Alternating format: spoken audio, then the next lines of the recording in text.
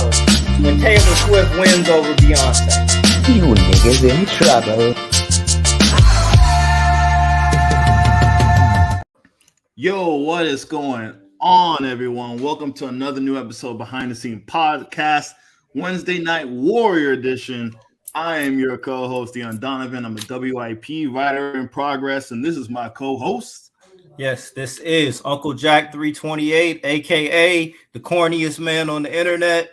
Big shout outs to my guy Deon Donovan. Big shout outs to Majin, Charles, D. Smith, Orion, all my good brothers in the Discord. This is the Behind the Scene Podcast. Let's get to it. Word, man. And we got special guests tonight, Majin M. How you doing, man? What's happening? Hey, man, I'm doing wonderful, D, as always. Hey, Jack, good to see you, D. Good to see you. And love to the platform, baby. Love to the platform. Hell yeah, man. Hell yeah. Let's start off with, so I didn't get a chance to see Creed 3 this weekend. Majin, did you see Creed 3 yet? I did not. What about you, Jack? All right, yeah, I caught it on Sunday, man. We can get into a review. What we doing? We doing spoilers? Spoilers, man. Just you sure? Spoiler, yeah. Spoiler. Put it out there, man. That's what people want to hear. The spoilers. Screw it. Yeah, go for it. I'm probably not gonna see it after what I heard. Man. Go for it, man. Go for it. All right. So starting from the top, I'm gonna go off of what I said in the Discord. Mm-hmm. Creed 3 was a very good bad movie. Very good bad movie in that the acting was on point. The dynamic between Michael B. Jordan and Jonathan Majors was the main draw to the movie. The two of them had great chemistry. It was believable. All the interactions seemed believable. It looked good, minus some green screen work that felt a little bit too obvious for it to be what it was. But I also understand why they did it in front of the green screen, because what they did with that final fight scene wouldn't have been possible if they weren't in front of the green screen. Okay. But the two weakest points of this movie are the plot and some of the dialogue in terms of trying to explain what it is that's going on. All right. So when I say the plot, this is where we'll start at. Like, I'm a diehard boxing fan. I follow boxing and the sport closer than any other sport that there is, right? So when you're watching this movie, absolutely, spoiler alert. Yep, when you're when you're watching this movie and you see Jonathan Majors' character, Diamond Dame Anderson, he gets out of prison, he meets up with Adonis Creed and says, "I want a title shot."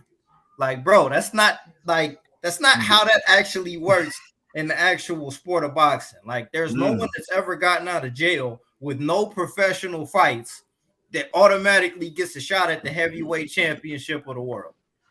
But this isn't a movie that's made with the intentions on you thinking about that kind of thing. Because when you think about it, it doesn't make any sense, right? Right. You know what I'm saying? We in Rocky IV territory with that. Right. Exactly. Yeah. So as far as developing that character, it would have been nice to see that character kind of work his way up to getting to where he eventually ended up in order to lead into that big fight with Adonis Creed. Okay, that's number one. That's the first thing plot-wise. I'm going to say this, and I mean this when I say it. And if y'all ever get around to watching this movie, you'll understand what I mean. But Rocky Balboa, that character was needed in this movie. Sylvester Stallone as a screen presence and the character of Rocky Balboa with that nearly 50 years worth of credibility was needed in this movie in order for other things to make sense. Okay, case in point, right? Rocky Balboa and Apollo Creed were best friends, right? We were led to believe that the two of them are best friends. Okay, cool. Right. Rocky was there when Apollo Creed died. He trained his son in Creed 1 and Creed 2. Okay, spoiler alert. When Apollo Creed's wife dies of a stroke, why is Rocky Balboa not at the funeral?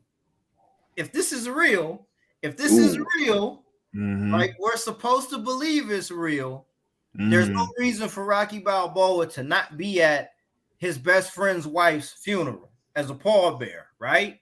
Like, that happened about halfway through the movie, and that would have been the time for us to see Rocky Balboa come in and say, hey, kid, you know, blah, blah, blah. Even if you don't want him to take up too much spotlight towards the end of the movie, it would have been nice to see that just so that it could make sense plot-wise, right? True. Strike one. Strike two. This is the first movie in the whole trilogy where they make reference to Apollo Creed's other children. And it's only in one line of dialogue. But when the funeral comes up, you don't see them. So why do we have the character of Adonis Creed make reference to Apollo Creed's other two kids, and then they're not in the scene of her funeral? Yeah, that's that's sketch. That don't even make no sense. So, but the thing is, you're not supposed to think about that. You're just supposed to be caught up in this story that's unfolding and the spectacle that's coming later on, that you're not really supposed to think about these things that are happening on the way there, because they're not treated like they mean anything. You know what I'm saying? I don't know if I've ever seen a movie that treats everything in it. Actually, this is described in every Rocky movie now. Damn. But like, it just doesn't make sense that nothing counts up until that last fight. Everything leading up to the two of them getting in the ring, squaring up and catching the fade means absolutely nothing. And that part of it is a little bit disappointing, considering how good the first Creed movie was and how much we know about the Rocky series overall. Like, when Apollo Creed dies in Rocky IV, even though that happens in the first act, it meant something, because now Rocky has to get his get back, right? Right. We don't really feel, okay, yeah, Mama Creed ends up dying, but like, you can't really draw a correlation between her dying of a stroke and then him fighting Diamond Dame at the end of the movie. Like, they don't connect in a way that it connects in Creed 2, where Creed wants to fight Drago's son because Drago killed, you know what I'm saying? Right. So when I say it's a good, bad movie, that's what I mean. Like, if you think too hard about it, it starts to not make sense, but you're not supposed to think too hard about it. So on that end, it's a little bit disappointing. I don't want to be too down on it, because the fight scene was lived up to expectations. Absolutely. And it was more creative than I think we would have got had this been following the established pattern of all these other Rocky movies. Like the anime influence, right? Absolutely. And it was fire. Like Michael B. Jordan, I'm going to give him credit for thinking outside the box and doing what it was that he wanted to do, because the dynamic between the two of those characters and what he did with the framing and, you know, the way he used the green screen was fucking fire, bro. It was like, it was fire. It made it feel like more than just a boxing match between the two of them. And it was good enough to where you're willing to look past the bullshit that was in the plot leading up to that. You know what I'm saying? Because realistically, bro, nobody's getting out of prison and fighting for the heavyweight championship of the world with zero professional fights. Zero. Like, man, they didn't even see you spar in the gym yet. You know what I mean? Right. Like, you know what I'm saying? Like, you didn't even come out like you wasn't the king of the jail or something like that. You know like, right. You know. And you know, like they also kind of had his character do some fuckery just to kind of make you not like him. But there's nothing that could have been done plot wise to make you not root for his character. Like that, and that's kind of weird that they tried to make you dislike Jonathan Major's character just because they knew he was gonna have to fight Creed. Like they kind of made him cut a corner to get his title shot. That I think they could have just done it with him working his way up as a contender. They didn't have to make him cut corners in order to get a chance to fight for the title. You know what I'm saying? Prime example, Rocky 3, right? In Rocky 3, you saw Mr. T as Clubber Lang fucking destroying guys leading up to getting his shot at Rocky. So it did two things. It gave him credibility as a fighter, but it also gave you a reason to be scared for Rocky when he got in the ring to fight this motherfucker, right? Right. All you knew about Diamond Dame is that he just got out of prison and he has some connections and he pulled some strings to make something happen to another character in order to skip the line and get a title shot. They didn't have to do that though. And by the end of the movie, it's like, damn, I don't even remember why I'm mad at Dame. I kind of feel bad for Dame right now. So I don't think that was necessary, bro. Right. You could have cut forward, basically, say 3 months later, whatever. You could see him, at least something of a explanation or classic montage, Rocky style, whatever. Right. Classic montage, training montage, or something. So, okay, so then that leads me to this. Then my question, as DJ said, with the anime reference, because he did mention that was his inspiration. That do you think he kind of took more of a anime approach to it, to where kind of like there's some animes to where it doesn't make sense until finally the writer writes something into that plot hole, however many episodes, chapters, or movies later, where it's like, hey, we're not gonna retcon that, what I'm saying, like it we're just gonna mention it once we actually fully think it out. Like, so maybe he might write excuse me maybe he might write the family members in later. I don't know if it could continue, but like maybe depending on how it could go, episodes, animes like to be really out there. So, this sounds like it was a movie that he kind of wanted you to just kind of focus on the fight, the dynamic of that, kind of like a Naruto, Sasuke, Goku, Vegeta type deal. Like, I really just want you to get the fight because nothing else makes sense, because ultimately we don't care about nothing else, but later on, you'll have to clear that up. Eventually it's going to be like, all right, we can't just watch the fight. That's a good point. You feel it was like that? Like, you think he was kind of like anime plot holing it? I mean, that's a good point, and I would say it's possible, but I don't think we're going to get a Creed 4 because by this point, we've already stretched our suspension of disbelief. Like, we've stretched it to the point where now there's nothing they could do with a Creed 4. Like, there's nowhere to go from here. When he starts out the movie, when the movie opens with Creed retiring, and then the middle of the movie, he unretires and then beats the heavyweight champion of the world and ends the movie as champion, even though he started the movie as champion. Like, there's not much that can really be done there going forward. This is it right here, bro. This is it. And the reason I say, I'm gonna go back to what I said before.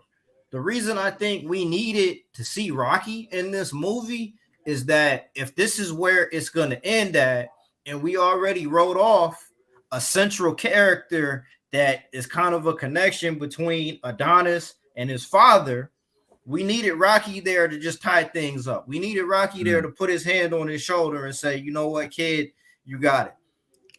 You don't need me anymore. You already know how to be the champion. I'm just here to pay my respects, and then literally fade out.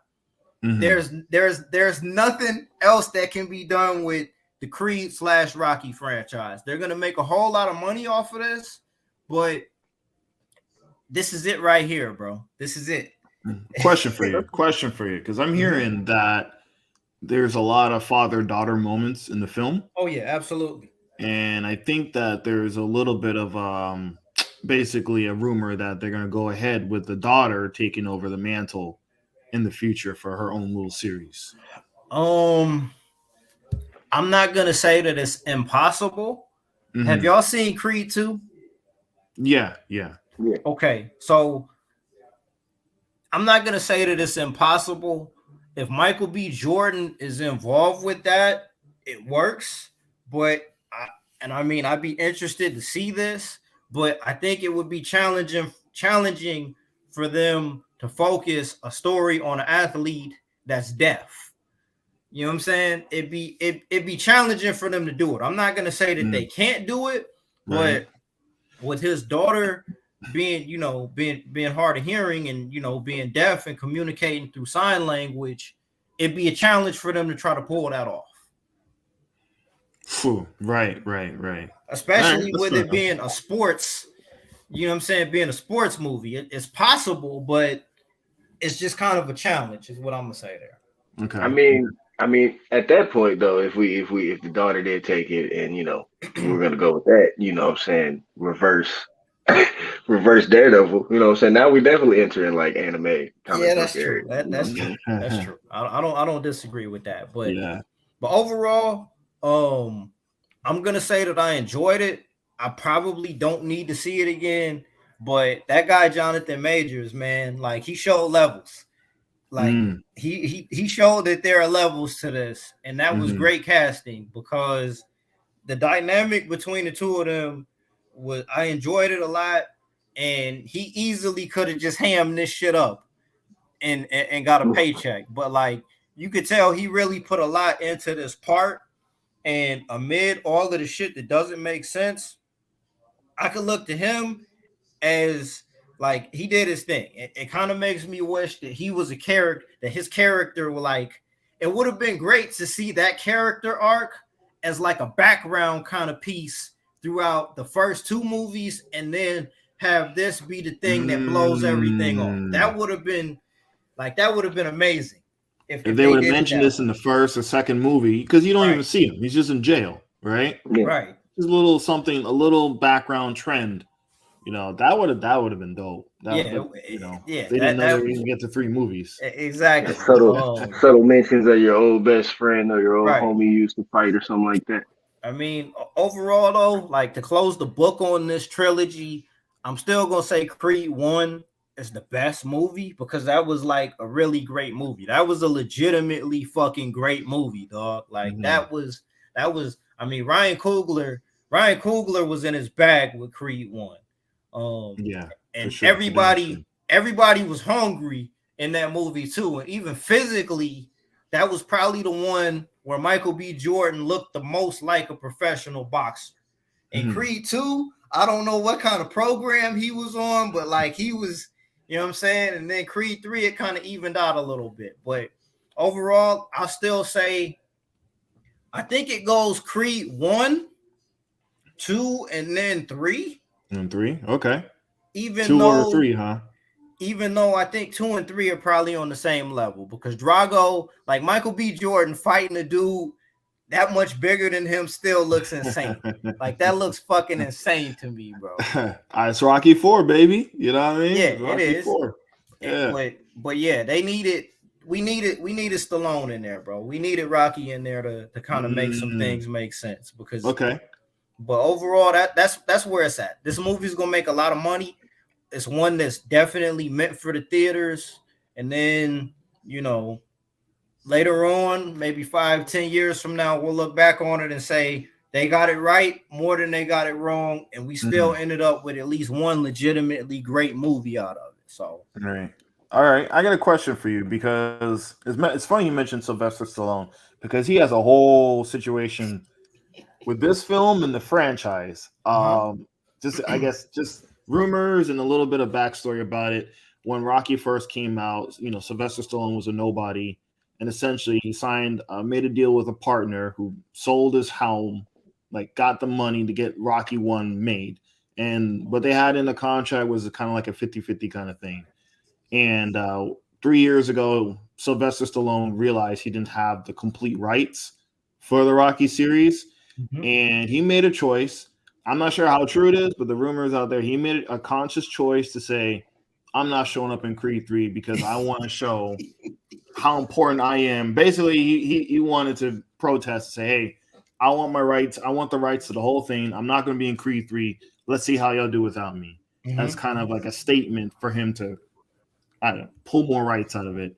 And apparently it opened up to be the biggest opening for a sports movie of all time.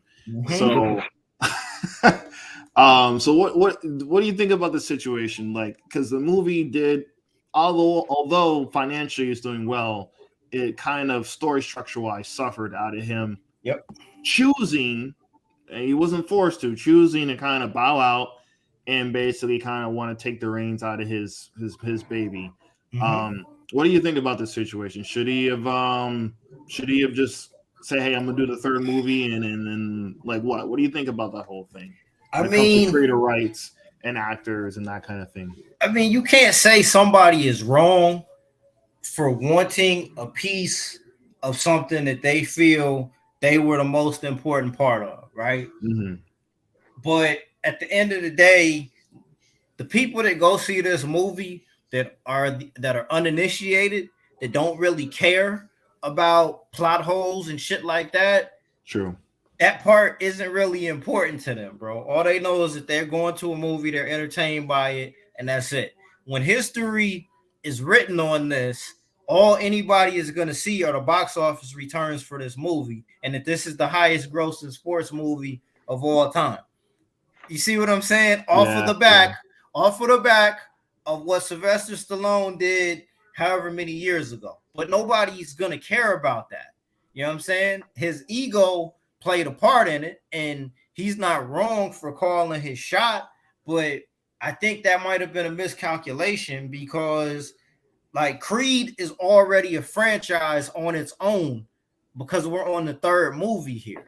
You know what I'm saying? The fact that this movie did the numbers that it did in less than a week is a testament to the star power of Michael B. Jordan in addition to all of that. So, I mean, I'm not going to say he played himself, but I think he definitely made a miscalculation in terms of that there.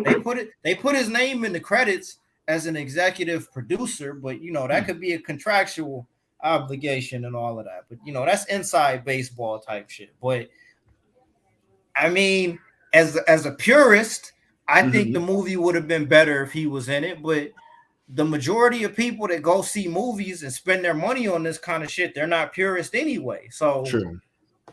All right. What do you think, Majin? I would say, I mean, I'm along the lines with Jack there. I mean, he could have played an integral part, and I don't think that I don't think a spot wasn't offered to him. You know what I'm saying? I don't think that Michael B wrote him out. You know what I'm saying? I definitely think he probably came to him and was like, hey, I'd like you to be in this, of course. We continue going on.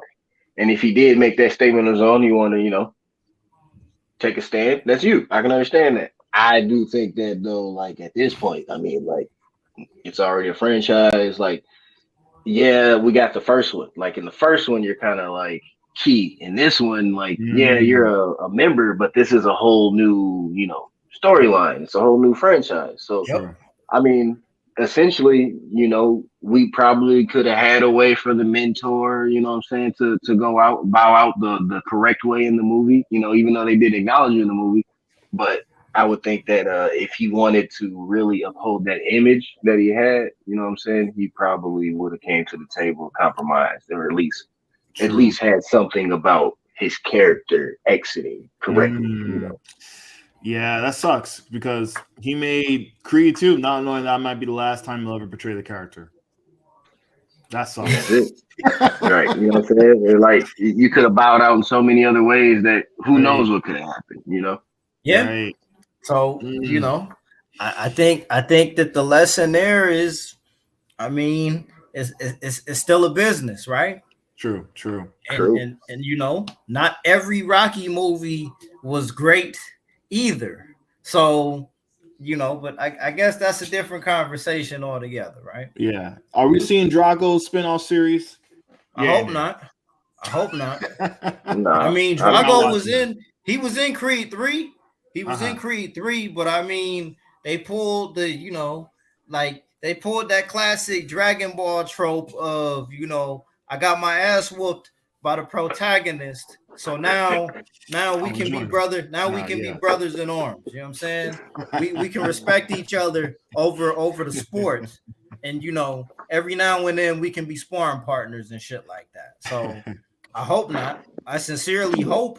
Like, why? Why do we need a Drago spinoff series? Why? We wouldn't. Paramount I don't think it would get any numbers. No. Paramount Plus.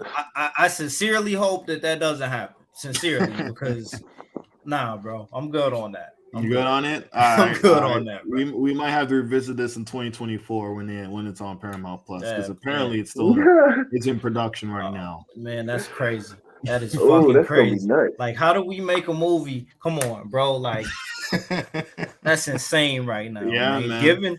Given. All right, I'm gonna chill out. I'm You gonna chill out.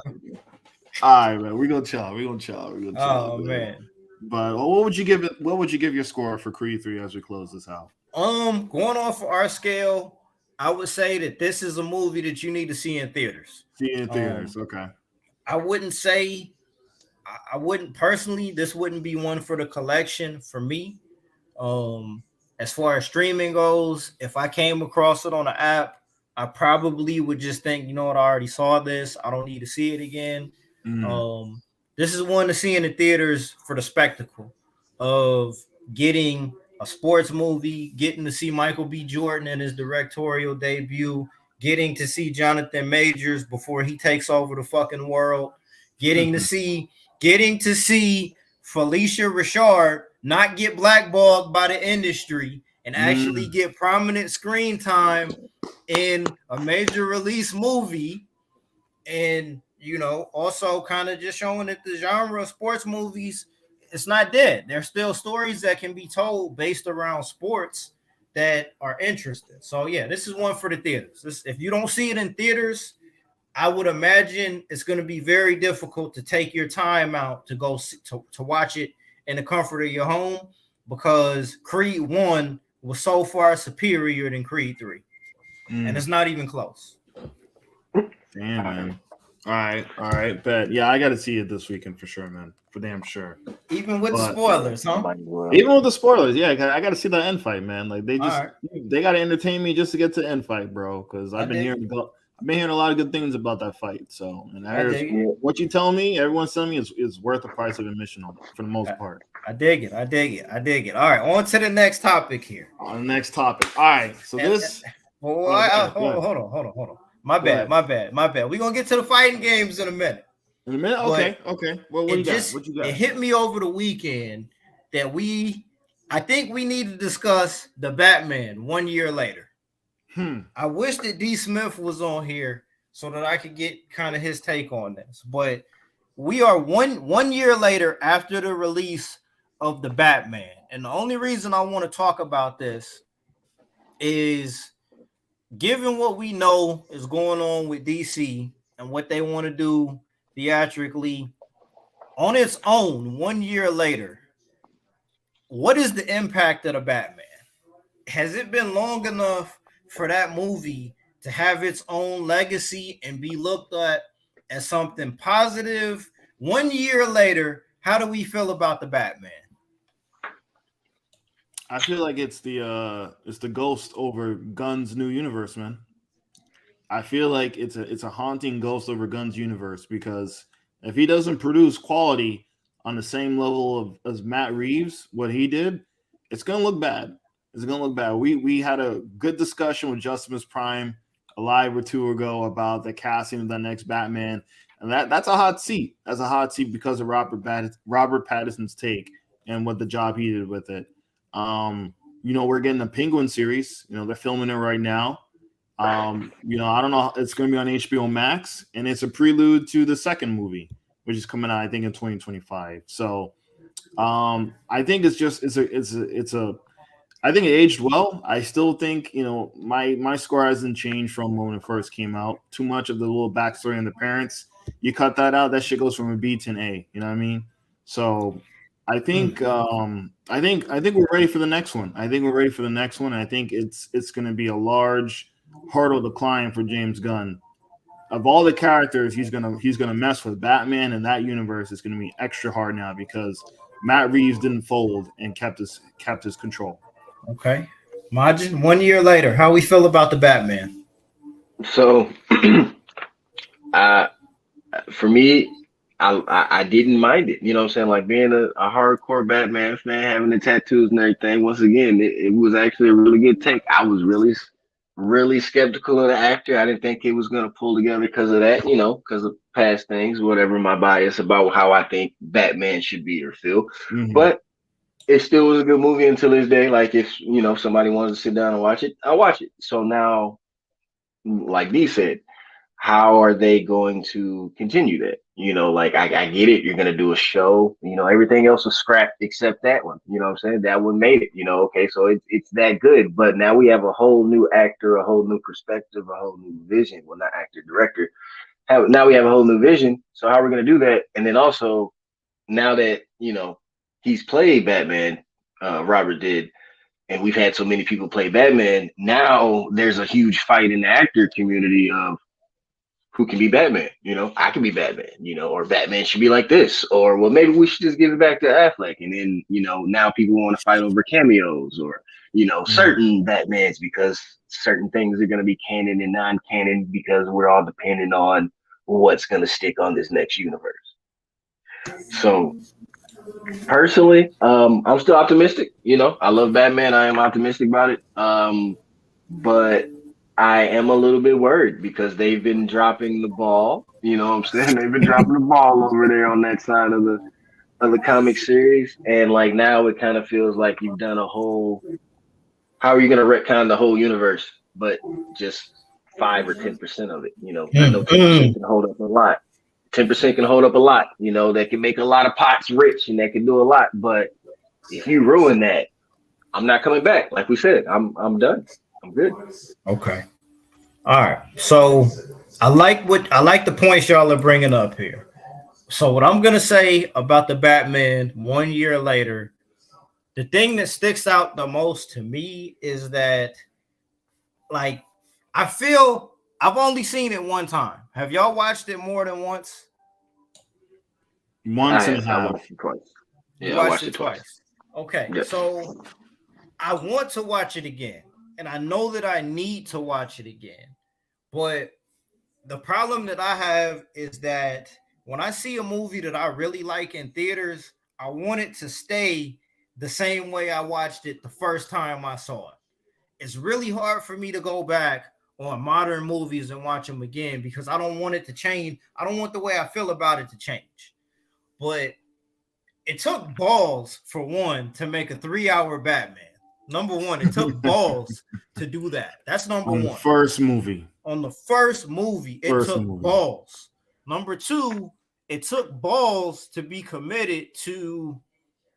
It took balls to be committed to making that world that they occupied so much different from the one that everybody fell in love with. And with that being said, I think that we're going to look back on the Batman kind of underrated. We're going to look back on it as being a sleeper in about 2-3 years from now, leading up to the sequel. It's crazy because in a lot of ways, I think the Batman is going to mirror Batman Begins in a lot of different ways. Or, you know what I'm saying? In a lot of similar ways, excuse me. And I say that because the anticipation for the sequel is going to outdo anything that the first movie did. And we don't look back on Batman Beyond as being a game changer, but we look at it as being a great piece of something that turned out to be even greater. And to be on the ground floor of that, to be in the theater, to see that first one, and then when the anticipation builds for the second one, we're going to look back and be like, oh, that's what they was trying to do with that first joint. You know what I'm saying? I think it's going to come together in a lot of ways. And the first movie is, I think, a great foundation for what it is that they're actually trying to do there. A year later, just some of the moments that I'm drawn to from memory here. That fucking freeway chase scene where Man. Oh shit. Straight fire, man. One of the best chase scenes on cinema.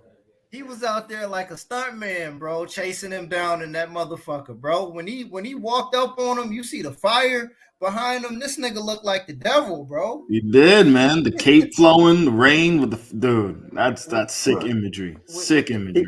With the music and like, bro, like that was fucking flames, dog. Like the scene, the Madison Square Garden scene made me uncomfortable where, they all in the box and you got, you know what I'm saying? You got the snipers up there doing like that. That was a little heavy. That was a little heavy, and that took so balls. realistic. that took a lot of balls too, right? Right. Like even the end of the movie, I think this was the first movie where you seen like the National Guard come in and like actually get a handoff from Batman. You know what I'm saying? And seeing him kind of be receptive to that. The character work from Falcone, and then even with the Penguin, like there's a lot to look back on fondly when it comes to the Batman. And I think even a year later, in some respects, that movie is underrated. Oh yeah. Well, most definitely. I definitely agree with you, man. I definitely agree with you. And I mean, the Catwoman scenes were dope. Like Selena Kyle taking like her on a motorcycle was cool. Like the detective aspect of it, the Riddler was the best adaptation of the Riddler they've done. Like, and that's like your 2022 Riddler. That's how he would be. Like, no bullshit. Paul Dano like killed that shit. Like for every like, and it's just realistic, man. Like there's people out there, act like that, feel that way. I mean, the dark web. Like, come on now. Like the way they took that material and adjusted it. Like, I don't think you can modernize it anymore. I don't think you can get any more realistic than what they did for that take on the character and for Gotham in general, man. Like, I think you're right. When number 2 comes out, it's gonna be like, yeah, this is like the Batman Begins of the whole Nolan trilogy, so to speak, for sure, man. Listen, man. Hey, bro, Gotham City, that was Detroit right there, man. That's look, I felt at home, man. I felt at home. That was listen. Nobody felt safe in Gotham City, bro. They was in there like, listen. Was it the councilman? Who was that nasty motherfucker that was doing the drugs, bro? They got his head busted, man. Who was that nasty motherfucker? Was he like man that was worried? He was some politician. Yeah, that nasty motherfucker, bro. Like, I don't know what kind of drugs they was doing, but they was doing all of them up in there too, man. Like, Are you excited for the Penguin series? Well, it depends. It really depends. I'll give it a shot because I want to see more out of Gotham. I want to see more out of that version of the city because, like, the TV series Gotham was a cartoon. That was a live action cartoon. It didn't feel serious. It didn't feel like any of the people on the show were real. Like, Jim Gordon was catching bodies every episode. Like, Jim Gordon was motherfucking Frank Castle on that show. But yeah, man, I'll give it a shot, but I want to see that version of the city carry over to the TV show and then continue into the next movie because that was the best portrayal of Gotham City that I think they've ever done in a Batman movie. Even more so than what they did with the Nolan joints. Because in the Nolan joints, Gotham didn't really feel dangerous. It was a little bit too polished. The city was too clean for me. You know what I'm saying? Like, these niggas flooded the city, bro. Like, you're right. Look, man. Look. So, like, the whole scene in the first movie. It just felt great. You know what I'm saying? Like, it always felt like it legitimately felt like there's always something going down in Gotham. Like you could turn the corner and be like, yeah, Batman was here, but something's going down the street, bro. You gotta get your ass over there, man. Until the sunlight comes up, until there's sun outside, bro. Batman, man, you gotta be running. You know what I'm saying? This is you. Hey, get to it. That's what it felt like. I loved it. I loved it. He was always on edge, but I don't know, man. I think this Penguin series, I'm gonna watch it, but the only way that I think that it can tie in, like, it has to have that atmosphere. That feel.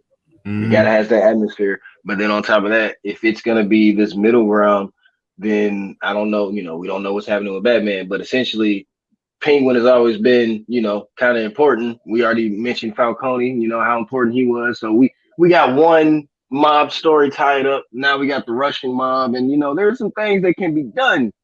That can be really great origin stories that can be covered and that have already been touched. Good point. Good point. I can see that, and as long as if they can flesh out the Penguin character before we get rid of him, because essentially he's gonna be the guy that floods the city. That's what it looked like. You know what I'm saying? Like, we don't need Joker just yet. I know We everything don't is need teased Joker at and all. whatnot. We don't need him at all. We don't need that, because once we get Joker, it's over with. Who tops Joker? Nobody. That's it. And then we don't need another Joker movie. Just a tidbit on that. But if Penguin is gonna have a good series and he's gonna fill this time period leading up to the sequel, because like you said, it's already gonna do numbers. We know it is. If he can fill in that spot right there in between the sequel and actually draws back in once again, then we're on. You know what I'm saying? He's done it. He can do it. You already have the numbers because we're coming. But if you can also bring your own fan base as well, no. Let me say one thing here, Donovan. Go ahead, just to piggyback on what you were saying there, because even in the one thing, there's two criticisms I got for the Nolan trilogy, but I'm just gonna highlight one of them right now. The gangsters, the people that were supposed to be gangsters in those movies never felt like gangsters. They didn't feel like gangsters, dog. You know what I'm saying? They like that's I'm just keeping it 100. They did not feel like really dangerous bad guys per se. They felt like actors who were pretending to be bad guys. You know what I'm saying? And on this side of the street, these motherfuckers really feel like they could do some harm to somebody, bro. Like John Turturro was like, oh man, when he was sitting there playing pool, just with come on, man. The way he was talking, the way he was giving it up, really felt like he killed your whole family and just go back to playing pool. You know this was a street. This is the most street Batman, level Batman we've ever had. Yeah. And to me, when Penguin was looking at the city when it was flooded, just looking out the window, he was looking like, oh man, I love that shot that they had of Colin Farrell with the sun beaming on him while he looking at Gotham literally underwater. Like, yeah, this shit is mine. This is mine. We're gonna see that.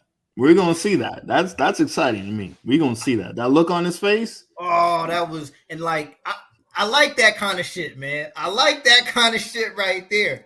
Because it tells me that these are really guys that you don't want to fuck with right here. You know what I'm saying? Of course, the Joker can walk into a crime boss meeting with those cardboard cutout bad guys in the Dark Knight because none of them look like real threats. They made Michael J. White look like a chump in the Dark Knight, bro. He looked like a chump. Yeah, I mean they did seem more like big business corporate, like politicians. Right. The gangsters seemed like they were basically shady politicians. I could agree with you on that. Yeah. But yeah, man. So see, just talking about this is making me want to watch this movie again, man. I gotta watch it again.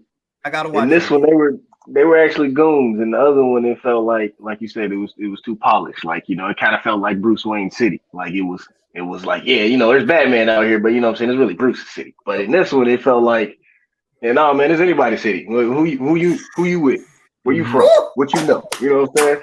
You know what I'm saying? What's going to a goblin? Real shit. Like, hey, what's good? Yeah. Like, we get with that. So it was great. I love it. I'm with you on that because I'm sure both of y'all was like, yeah, man, this is real. This is it's gonna be hard to top, but that feeling is there. And like we all know now that this that Gotham is this for real. So one year later, man, like those are my thoughts on this, man. It keeps going. I liked it that Matt Reeves was like, nah, fuck y'all. This is, price of the brick going up. Damn sure, man. Get down and lay down. Facts. Get bow down, bro. No, so 2025, I'm looking forward to what we doing with the Batman, and I will be willing to see what they do with this on HBO Max, even if it's just one season to kind of bridge the gap. They did so much right with that first movie that it outshines the things that I didn't like about the movie. But with the Joker 2, I'm not gonna go see that, bro. I'm skipping that one. Joker 2? Okay. I'm gonna take a musical. It's a musical. I don't know how they're gonna pull it off a second time. It's supposed to be musical. Mm-hmm. How many times have y'all seen the Joker? Too many. The Joker? Twice. Yeah. Oh, I meant the character. Oh, my bad. The actual movie. And then that was probably my least favorite part of the Batman, by the way. But whatever. Anyway. Yeah, once. So you've seen Joker once, Majin. How many times have you seen Joker, Donovan? Twice. Theaters and home release. Was like, I mean, what are we really doing there, man? For a sequel? I'm not excited. Well, you know they had to do it because the first one's the most profitable movie of all time, so that had to happen. I feel like this is like the artsy kind of indie house feeling for the series. I don't see where you can go. Why not try a musical? Fuck it. And just go balls to the wall, right? Let's go balls to the wall. Just try to go as artsy as you can for the sequel. I mean, it's probably going to make at least 800, 700 million based on that. You put Lady Gaga to the cast, you know what I mean, as Harley Quinn. You gotta make it interesting. I don't think what more can you really do? You know what I'm saying, with the character of the Joker. You grounded him, you made him extreme, you try to make him a thug, you try to make him, you did the mob crime boss one, and I don't know there's much more takes you can go on the character. So why not try a musical? Why not try to go Sundance Festival with it? Man.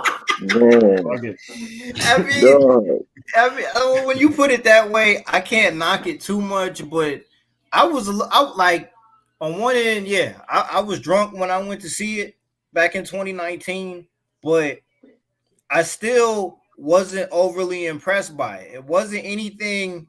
It wasn't life-changing. You know what I'm saying? It wasn't nothing that I didn't expect. And I'm not trying to sound like an asshole because Joaquin Phoenix was in his bag, but like that was all him. That was a one-man show. That movie was a one-man fucking show, bro. Like, and then when they shoehorned Crime Alley in there just to let you know that this is how Batman became Batman, like, get the fuck out of here, man. You know what I'm saying? Like when that happened, I rolled my eyes because leading up to that point, it was okay. This is cool. You know, we did this bullshit where he thinks Thomas Wayne is his daddy and all that. But do we really need Crime Alley? So Crime Alley happened because the Joker went on TV and killed a talk show host. In this universe, yeah. I mean, I don't think it was necessary either. But I think it was just a little Easter egg, just something to get the fans, something. Ooh, it's Crime Alley, you know what I mean? Something to get them riled up. Easter egg.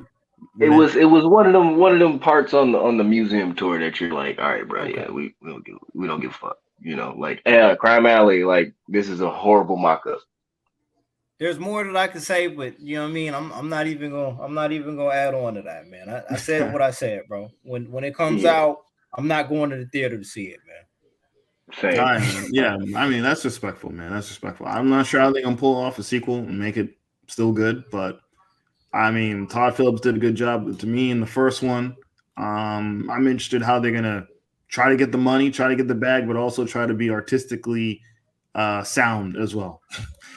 You know what I mean? Because they did not plan to do a sequel. I don't care what they say. This was a one and done. Should have been a one and done. It really should have been, you know. It should have been one of those where it just focused on the Joker, you know, like an origin story, almost a different take. Like it wasn't bad to have that, but like to try to make this like a sequel or a running gag, like you're literally gonna make the Joker into a running gag, and now we're gonna hate him because, like you said, you tried to put him in all these other, you know, different aspects and themes, and you know some of them did stick, some of them didn't, but like now it just feels like. It kind of feels like the same thing with Batman. Like you're running everything out before we get to Batman Beyond, you know, until we get to the next one. Like, all right, before we turn the switch, let's make sure we squeeze every little bit we can out of this rainbow fucker called the Joker. You know? There you go. Yep. Yeah. So for me, I feel I like this one. It wasn't bad. Like, but once again, I didn't need any more. Don't need any more. Because after that, now I feel like you're disrespecting Joker. Like, okay, the other aspects you showed, like you had the gangster version, you had the dark one, you had the mastermind. Like those worked, okay? Because we've seen those in the comics. We've seen those, but this one to where you're trying to make it seem like, well, we'll go with the second one. In the musical, where you're gonna try to make it seem like we're gonna look from his perspective, like I'm not gonna do acid. I'm not gonna trick to come see this movie. So I'm not going to feel and understand this quirky lifestyle and making life a musical because that's not how it works. Right. I love killing. Right. No, that's gonna kill Batman. It's not gonna work. Yeah. See, and that's a good point there. That's a good point because now what are we really doing here? Like, what are we really doing? What is our goal here in making this into a musical? You know what I'm saying? I think they might do a copycat thing. I don't know. There's some sad photos, and he's walking the streets, and there's other people dressed just like him. Okay. So I don't know if there's a little commentary on copycat killers or, society's association with killers and trying to, enact some of their behavior and mannerisms. I don't know how far, down the rabbit hole they're going to go with that. I don't know, man. I think Margot's in some hot seat with Lady Gaga going after her character. Yeah, who cares, man? Well, yeah. I mean, I think Margot might be done with the character, but there's nothing more she can do with that anyway. To be honest with you, after Birds of Prey and the Suicide Squad, I mean, that character man. I don't know, and I think it just is out. Yeah, man. You I can't even add on to that. Y'all really just hit the target on that, man. Very good points on both of y'all's parts there, man. Like, word. But speaking of one more thing on the game, are y'all looking at the Suicide Squad game? Did y'all see the game? What is it? Suicide Squad got it. Kill the Justice League. What'd you think? Okay, so for me, I don't mind the story. Okay, the story looks kind of intriguing. Okay, yeah. I get it. We're trying to make villains. I'll be right back. Okay, man. All right. I get it. We're trying to make villains cool, trying to do all that for DC, but like, I just don't think that the gameplay is gonna draw me in, like, just to keep it simple. Like, that'll probably be a game that I'll watch or like put it in comic book form. You know what I'm saying? Let me see what's actually going on. So, I think that it's just kind of like one of those games that somebody had an idea and it's like, it's not bad, it's something different, and then like if it sticks, we're gonna run with it. Mm-hmm. Yeah, because apparently it's been in works for like 8 years. I hear 8 years, something like that. It's been in production for a long time. Yeah, it's been in the works for like 8. It's been like an 8-year journey to get to this point. And I kind of agree with you, man. This is one of those ones where you're just like, hey, I just want to see the cutscenes on YouTube.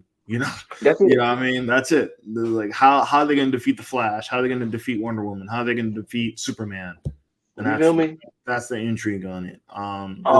Let's be real. Look at the gameplay on it. That shit looks like fucking Fortnite, man. Yeah, I was looking at it. The floaty, I'm in the air 20, 30 seconds, aiming and shooting. And then I jump up 20, 30 feet, aiming and shooting. It's like, that's not the Suicide Squad. I got a jetpack. We got the shark who's never really been important. Like, how was he taking Killer Croc's spot? And then like he flies through the air. And then the only thing that really makes me really like disappointed about this also is because it's made by Rocksteady, who were the first ones who made the Batman Arkham, when they started that. And now it just kind of feels like it doesn't feel like they're, making anything good with this, at least. Like, I know they sold off the, they didn't sell it off, but the last Batman Arkham Knights game, I know somebody else did it. Yeah, right. I know. Yeah. Oh my God. So like, and even then, they said that game's not canon. It's in another alternate universe, quote unquote. But it just kind of feels like after Rocksteady left the gaming platform or the gaming table with Batman for again, it's like they just kind of like fell off. Right. Yeah. And like you said, how much sense does it make to make Killer Shark float in the air with the jetpack shooting? Like, no, he would be grounded. He would have ground combat. He'd be the brute, the tank. He'd be destroying the environment. Listen, how much sense does that make? Doesn't make any sense. So we've literally jumped the shark, because the shark is jumping. Right, right. If every character jumps in the air and floats and just shoots for 20, 30 seconds, like Fortnite, what you're just doing? Like, what are we doing here? None of them have any gameplay differences. You know what I mean? Like they all play the same. They look like, what are we doing here? Fighting copycats, man. Is there an official release date? I don't know if you already mentioned that. What's the release date? Look it up. I don't remember. I got you. May 26th. So that's gonna be a pass. That's gonna be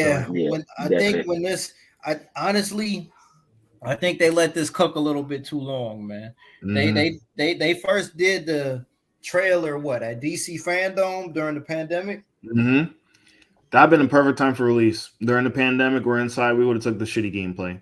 You know what I'm saying? Yep. Like, at least it's Suicide Squad. It's something. Would have made it into something.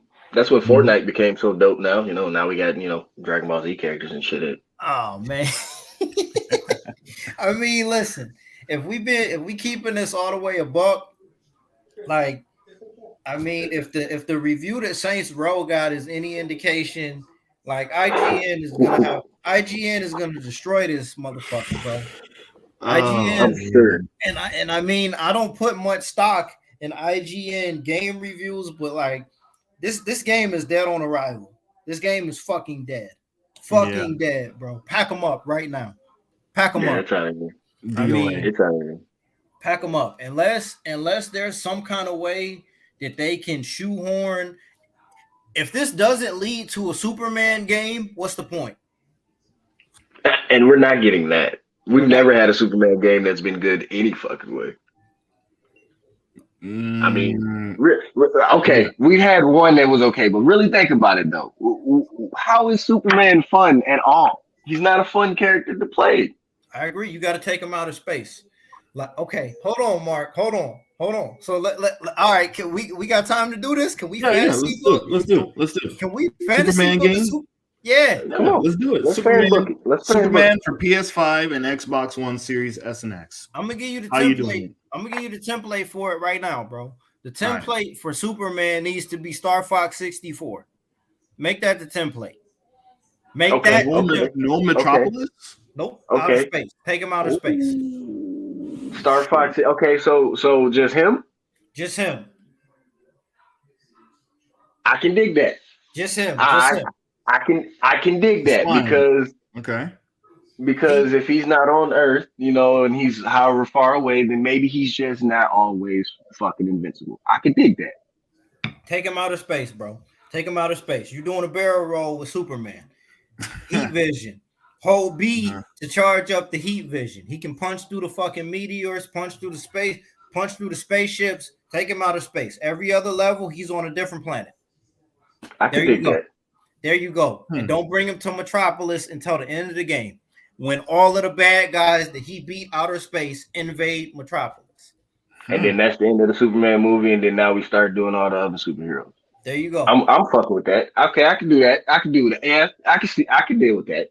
So you're saying it's only air combat, no ground combat, just air. Just it's basically a pilot. It's a pilot game. Yep, because we're going to be flying with him anyway. We're not going to be, I mean, just like with the Spider-Man games, you know what I'm saying? How often, I mean, the last Spider-Man game was great, but how much time did you really spend actually physically running on the ground? You're not playing Spider-Man to be walking the streets. No. But that Spider-Man game did make swinging feel fucking amazing. So if they can make flying feel amazing, you're right. They're on it.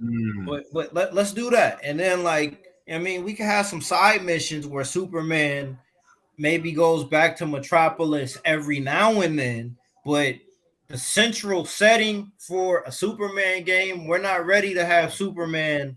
If we got Superman stopping bank robberies and you know what I'm saying, saving people from burning buildings in a video game, we're going to get really bored with that. Outer space. Outer space. Yeah. I want to punch some meteors. I want to walk on moons. I want to walk on the sun. I want to do all of the shit with Superman that we've never seen him do in movies yet. Okay. So Metroid meets Superman? Okay. I can see that. Different planets, different stages per se. Make it weird. I think make it weird. Shit. You know what? I feel like Brainiac can make it a new Krypton, new Kryptonians. Boom. People just as strong just as strong as Superman. Guess what? He can die now because a Kryptonian can beat a Kryptonian. I'm with that. Red sunlight, all of that shit, bro. Yeah, But, definitely with that. But yeah, I mean that makes too much sense though. Why would we make a game that's fun? Why would we do that when Fortnite is out here getting money hand over fist? Why would we ever do that, right? Touche. Well, that and then all this other garbage. Gotham Knights. Okay, so since we in the DC universe, let me look. I'm spoiling this because y'all didn't play it, right? Y'all don't care, right? No, I don't care. I'm not playing that. All right, so y'all know we have talked about this. We have talked about that one of the greatest, series periods of Batman was when he had to go up against the Court of Owls, right? Yep. First time where Batman is actually legitimately like duped and stuck. Like I might have to have help for this, right? Mm-hmm. So in Gotham Knights, it's everybody else, including Red Hood, which we still don't understand why the fuck he's part of the squad. Anyway, got Red Hood there, and everybody is, they're following or carrying on Batman's legacy, Bruce's legacy, because he supposedly killed himself or whatever. All right, cool. So they do what they do. They get to the bottom of the mystery, and the end of the mystery is, once again, it's the fucking Lazarus Pit, and it is Batman's been brought back by the Lazarus Pit, and he's being controlled like a fucking zombie by the Court of Owls. Okay, so not at all does it come out that Batman was actually like out here. He was the one that was destroying most of the city. He was the greatest agent. No, he's been in hibernation this whole time because he is an unstable zombie. And then he finally shows up at the end. Yeah, you got to fight him. And then he sacrifices himself, destroys himself in the Lazarus Pit, which you've been doing in like the last fucking 3 or 4 fucking Batmans anyway. So what did we do? Nothing. So he dies anyway. He dies anyway. Cash he dies anyway. Cash fucking grab. Like, it was dumb. It was completely dumb. It was terrible. Like, I'm so upset that comic, that series, that storyline was disrespected like that. They didn't know what they was doing, bro. And Rocksteady didn't have nothing to do with that, right? Nope, they didn't have anything to do with that. That was a whole different studios, and apparently in the opening, so in the opening series or in the opening, intro, there's something that basically mentions that this is a different take on what happened at the last Batman. Wait, so they make reference to Arkham Knight? Yeah, so like Arkham Knight, that's canon, supposedly. That's supposed to be canon. But after that, there was 3 other games, stories that was crafted around there, and this is one of them that has been released. So it's not canon yet, but it may be. Okay, I get what you're saying. So I get what you're saying, but that still doesn't make any fucking sense. Listen, man, I don't think anybody wants to play the only character in the Bat family that seems remotely interesting, if I'm being honest, as a playable character. If anything, Batgirl should have just been her by herself. Mm-hmm. Agreed. It should have just been a solo Batgirl video game, even if the marksman would have hated it. But like that's what it should have been. Fuck Red Hood. For real? I don't even want to talk about this no more.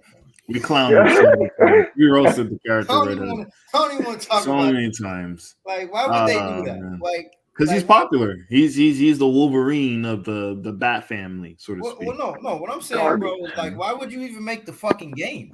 Why even make the fucking game, bro? Like, come on, man. Get that shit out. Yeah, man, it was dumb. Cash, it had to be an attempt, or maybe it was a contract promise to somebody. Like, hey, you promised me. All right. Well, now that we're talking video games, man, let's get right to it here, brothers. All right, man. Let's get to it. Wait. Before we get into that, hold on. Before we get in there, because I know what we talking about. Hold on. I got one question. All right, I got one question before we finish up with the comic series. Did y'all see Ant-Man? Can we talk about that now? Or we gotta wait. Get your shit off, man. Get it up. Pop off, man. I saw it. Get your shit off. Okay. Go ahead. Okay, so I think Ant-Man, low-key, it was a great movie, but you got to look at the bigger picture, of course. You know what I'm saying? With Marvel, as you always got to do. Like, it wasn't Wasn't bad. I can find some memes that can definitely summarize this movie up. You know what I'm saying? Real quick, real easy. Like, but I gotta say, man, after seeing that movie, I feel like my nuts are a little bit heavier. Wait, What? Like, What a critique, Like- man. Holy shit. That's a quote. That's a quote right there, man. What? like, That should be in Rotten Tomatoes. like Kang made me feel fucking amazing. Like this is a villain. This is the villain, bruh. Like it just felt like the ultimate calm evil. Like literally, my man is telling you, like, I am God. I am inevitable. Like, stop it. You know, like, stop it. You're being a child. Like, give it up. To me, it feels like, yeah, I can't wait to see this because like Thanos was dope, but Kang makes me happy to be the man that I am. Okay. And we was Kangs, man. We was Kangs. Donovan, listen, We bro. was Kangs. You gotta edit. You gotta take that quote. That quote has to go in the intro now. That has to go. When you put together the 2023 wrap up of clips, bro, like that clip is gonna be a part of it, bro. So let me ask you this question here, Mark. So, Right. so you're saying, okay, so you appreciate the portrayal of the villain in this movie, Yeah. obviously. Yes. Okay. Are you willing to look over all of the flaws that this movie has because you appreciate how good of a bad guy Kang the Conqueror was set up to be? Is that what you're saying? Yes. Okay, I respect it. Yes. And the reason I'm saying that is because instead of, I am doing a comparison, but instead of like what's happening or what has happened in the opposing universe, in the DC universe, this isn't one where it can be like, all right, if we throw something out there and mess it up, all right, we'll just erase it. In this one, it actually feels like each legitimate character, no matter how fucked up that storyline may be, we all know that there's something in the back kind of, putting this all together. So even if there is plot holes, he's going to make it come together. So for me, that's how I made that. I can skip over those So little bit. Now, Question Okay. for go you. ahead. Did you prefer He Who Remains or did you prefer King the Conqueror? Kang the Conqueror. I like He Who Remains. I get what he stood for, okay, and I get what he stood for, and I know why He Who Remains is gone. But if they bring him back, then I can that might have that. But remember, like once that happened, all of this other shit started. So he was a crux, so he had to go. So I did like him. I would have liked to see him more, but I think that this Kang, after he comes back, if y'all seen the end scene and whatnot, after he comes back and he does what he does, I think that this is gonna be a mixture of that too. We're gonna see that comical sinister come out. So you think this Kang's coming back at the end in the future? This particular version of Quantum Mania, it's not done. Or do you think Okay. it's going to be a different version that comes back? I think that we're gonna have one of those. We're basically gonna have a Rick and Morty couple movies. We're not gonna know which Kang it is until he comes back, and we're gonna be like, "That's the one." He's like, "Yeah, I've been the one that's been doing this the whole time. I sent them after you." Okay. It's gonna end up like that. I wish that this movie played out the way that you explaining it, because you've done a better job of putting over Kang the Conqueror than I think the writers of this movie actually did, bro. I think you've done a better job at this of making. Okay. You know what I'm saying? So what you're saying is that even though he lost, he's still winning. That's what you're saying right now. Yeah, because he didn't really lose. Okay. At the end, he's alluding to that. He's like, did I really save the world? No, you really didn't. That you only have that feeling. Marvel characters only have that feeling when somebody didn't really die. He's not dead. So you're saying that he didn't die in the Quantum Mania. He's going to show up later on to like some kind of great reveal, and he's going to be kind of like the King of Kings to the King of Kings. Jeez, you know what I mean? He might need to put a crown of thorns on his head when he comes back. But so he's going to be the King of Kings and essentially like lead the Kings to victory against the Avengers, or to lead the Avengers to defeat the rest of the Kings. Because I have heard some rumors that the one in Quantum Mania essentially becomes He Who Remains in the future.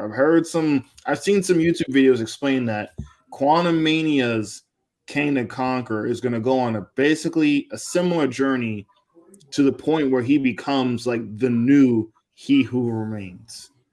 Mm-hmm. But I'm not sure, you know. This is we doing a lot right now. We doing a lot right now. I know. This is for the hard. This is for the purists, because casuals are not going to get it. Obviously, they're not getting it. Normies are not getting understanding it. It's way above what your casual moviegoer is going to go and acceptancy in this film. And I think it's very possible that we're giving them too much credit here, man. I don't know, because simple, sweet, because Kang is a very complex character in the comics. We do have a character who essentially plays God, but then also fixes and rips up the timeline, you know, multiple times. Here's my only thing with this. It didn't hinder him when he got beat by Ant-Man. when Scott threw hands at Kang, man, and Wasp came in with the chair shot to the back, essentially. I mean, he got beat by the two weakest Avengers, bro. Like I feel you. I know you're going stats, bro. You're like, hey man, he got beat by the weakest link. I got you, but like, think about it. There are no Avengers. You know what I'm saying? Like, yeah, there is the Avengers, but there are no Avengers right now. Everybody's off doing what the fuck they're doing. Remember? Listen, hey, listen, Mark. I'm gonna give you credit right now. You putting up a hell of an argument. I'm gonna give you that. You are putting up a hell of an argument right now. I'm just saying. You know, think about it. Look, Doctor Strange is gone. Spider-Man gone. Like, everybody. Look, Captain's out doing his own shit now. He literally said, I beat the guy with the hammer. I don't remember his name. You know what I mean? Like, he just talked too much. He talked too much in this to just be for him to go out. If he went out with like a G, I'd be like, yeah, man. Like, but bro, Scott threw his hands on him, man. Look, take that. But look, we all know that those punches that Scott was throwing was not phasing my man. We all seen that. There was no blood on him. So he was bleeding. Wait. It did damage. Yeah, he was hurt. So he took the L. He took the L to set up a bigger win later on. Is that what you're telling me right now? Yes. It better happen. It better happen. It better happen. This nigga better come out in the next movie. The next time we see Kang, there can be no room for error. The next time we see him, bro. If you taking the L to Scotty Lang. So look, here's the answer to your question. All right. To go back what you're saying, are we gonna have them fight? Is the Avengers gonna fight them, or is the Kangs gonna come out? So here's my answer, right? The King of Kangs, the one that who shall be named, right? He is somewhere off right now, right? Okay. He's out of the loop, right? Mm-hmm. So he's all the other Kangs. Right, he's playing chess. So all the other Kangs are on notice, right? All the other Kangs are on notice. So he's gonna play a natural chess game. Of course, they're gonna come looking for him because they wonder who took out the one king that we all hated, you know, who took out the evil one. So of course they're gonna come look. He's gonna play a game from behind the scenes that eventually is gonna, you know, it's gonna make the middle ground, and then he's gonna make his way like a mastermind. So wait a minute. So let me, now you got me thinking about this here, right? So the one that's really pulling the strings wanted Ant-Man to beat Kang in Quantumania. Yes. Which is the one that was defeated, you're saying? Yes, the one that was defeated, he allowed it to happen. He knew it was gonna happen. He done this. He had to take an L in order for it to come back. He's not done. He's not dead. That's why he had that feeling. He's not dead. He's just shrunk even more in another period, in another parallel universe. Remember, everything's a universe on top of a universe, and then it's quantum media, yada yada yada. That scientist bullshit. He's a scientist. They better. Oh, Hey, man. what you just said, that better be what's going on, because that sounds too good to be true. Dude, That sounds too good to be true. it would have worked if it wasn't his main goal. His main goal was to go back to Earth, to get back to Earth realm. He had the portal. No, it was just to get out of To get out. of the it was just to get back to the regular to the regular universe instead of being shrunk.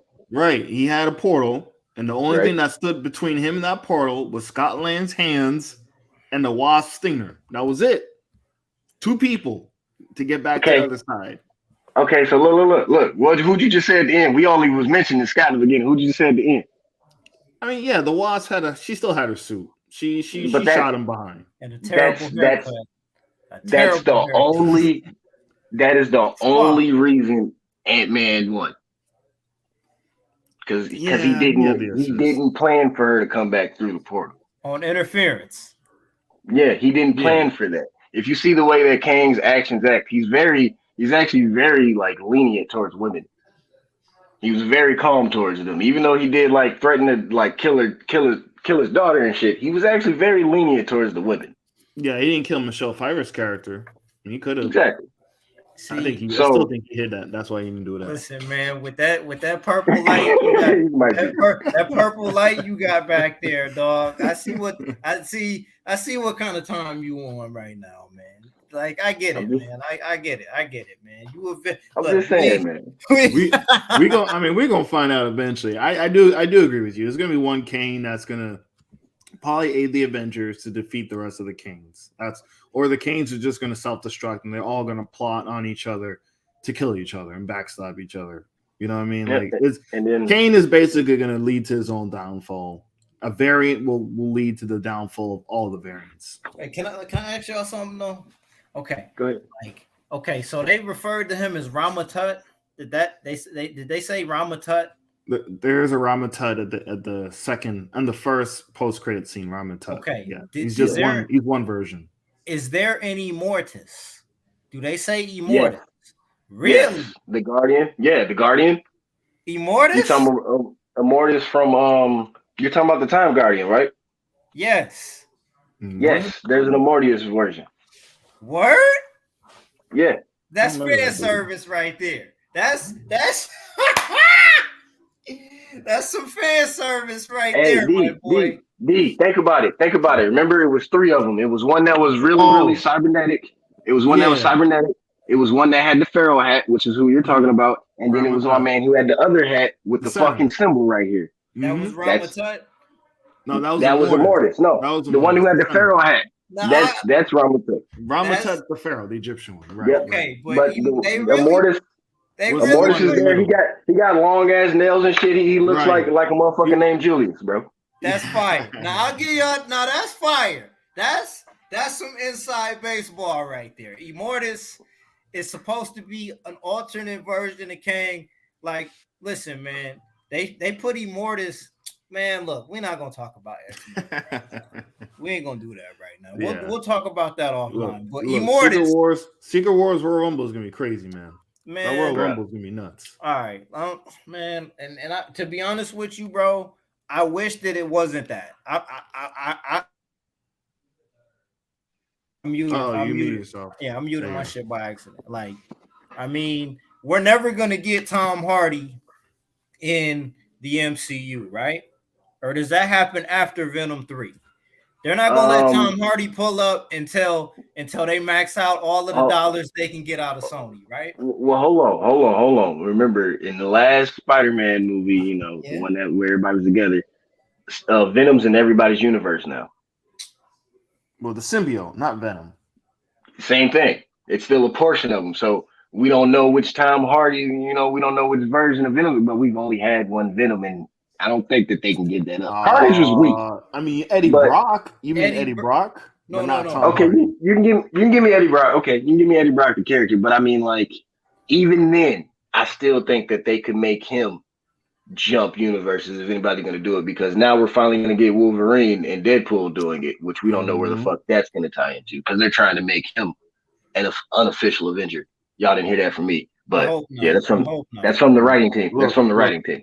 Bro, Hugh Jackman ain't eating 8,000 calories a day to get Oh back no, in he ain't shape going back to that. for one movie. For one movie, he ain't doing that shit. They You don't filming think his so? they filming his No. Secret Wars scenes back to back, brother. He ain't No, doing no, that no. shit. He ain't doing that shit I'm for talking one about movie. Deadpool, not Wolverine. Deadpool. They're trying to make Deadpool a part of Yeah. this.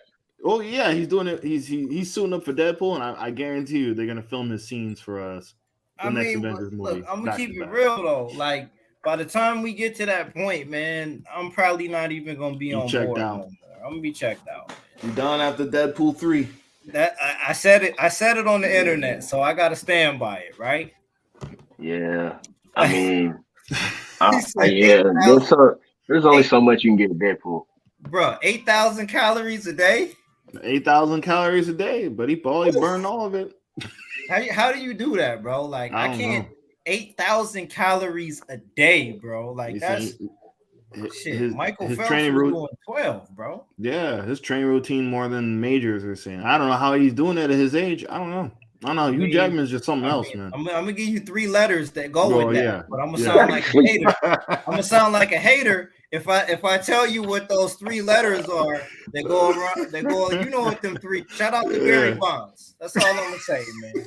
Shout out to Barry Bonds, man. Oh shit! Well, you know what I'm maybe he had the hurt. You know, man, he's saying his prayers and eating his vitamins, bro. That's what he's doing. Absolutely. Hey, but you know what? Like, sidebar. Like, I think Hugh Jackman is like super underrated as an actor. Oh, most definitely. Super underrated as an actor. The man can act, he can sing, he can dance, he can do anything you want. You know what I mean? You can do pop shit, Broadway shit. Man, and like, I think he loves being that character of Wolverine. He has to. The only thing I'm gonna say is that, man, I don't want Logan to be ruined, man. I don't want that to be ruined. You know what I'm saying? It kind of put a little bit of rain on the parade seeing the Professor and Doctor Strange, but that was an alternate version, so it was okay, right? But we can't just keep going back to 20 years ago in order to make shit hot now, man. You know what I mean? I'm not excited to see. Oh, I'm done talking about this, man. Let's talk about some fighting games, bro. This is another conversation for another time. It's for another pod. Okay, I got you. Absolutely. I got you. So this year, this is the year of the fucking fighters, my friends, because we got Street Fighter 6 releasing new trailers, Tekken 8 releasing new trailers, and then we had the Warner Media, their meeting that disclosed Mortal Kombat 12 is on the way, and nobody fucking knew. Nobody knew Mortal Kombat 12 was on the way. Bro, nope. 3 of the heavyweights. You know, these are the 3 main fighting game franchises in gaming history, all coming out in 1 year. Man, I don't even know where to begin. All right, look, let's get right to it here, man. Like, what I'm gonna say is this here. I hope that nothing gets pushed back. True. If any of these games get pushed back, it would be Mortal Kombat 12. Probably, yeah. I mean, we're still early in the year, but probably Mortal Kombat 12. I mean, yeah. But if I was gonna take any game to be pushed back, it'd have to be Street Fighter. You think so? Ooh, Street Fighter, huh? Yeah. If I was gonna take any of them, like personally, you know what I'm saying? Like if I'm throwing my bias, that's the only one that y'all can release that whenever the fuck you want to. I'm not gonna play that. You're not gonna play it. You're not playing 6? No, I'm not playing Street Fighter. You skipped 5, right? Yeah, the last one I played was 4. 4, yeah. A lot of people skip 5. People, 5 was, 5 was 5. 5 Let's be honest. Bullshit. 4 was cool, 5 was but yeah. But 4 brought it back, and I see the same kind of vibes with 6 and 4. You know what I'm saying? Like that.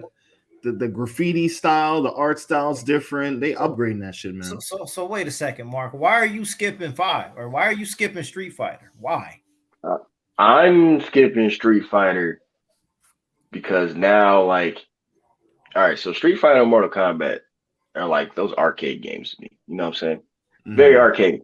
So I'd take Mortal Kombat at home. I play it at home, but like Street Fighter 6 literally feels like it has to be one of those games that I'm playing at a tournament, at an anime convention, or like it has to be like, hey, y'all coming into town, like, hey, you know what I'm saying? Let's run a little tournament, but like that doesn't feel like or look like a game I would play by my fucking self. Now, so you're saying the story mode ain't enough for you. You that's multi. Street Fighter's always been like that. The story mode's never been the purchase price, but they got that open world joint now. You seen it?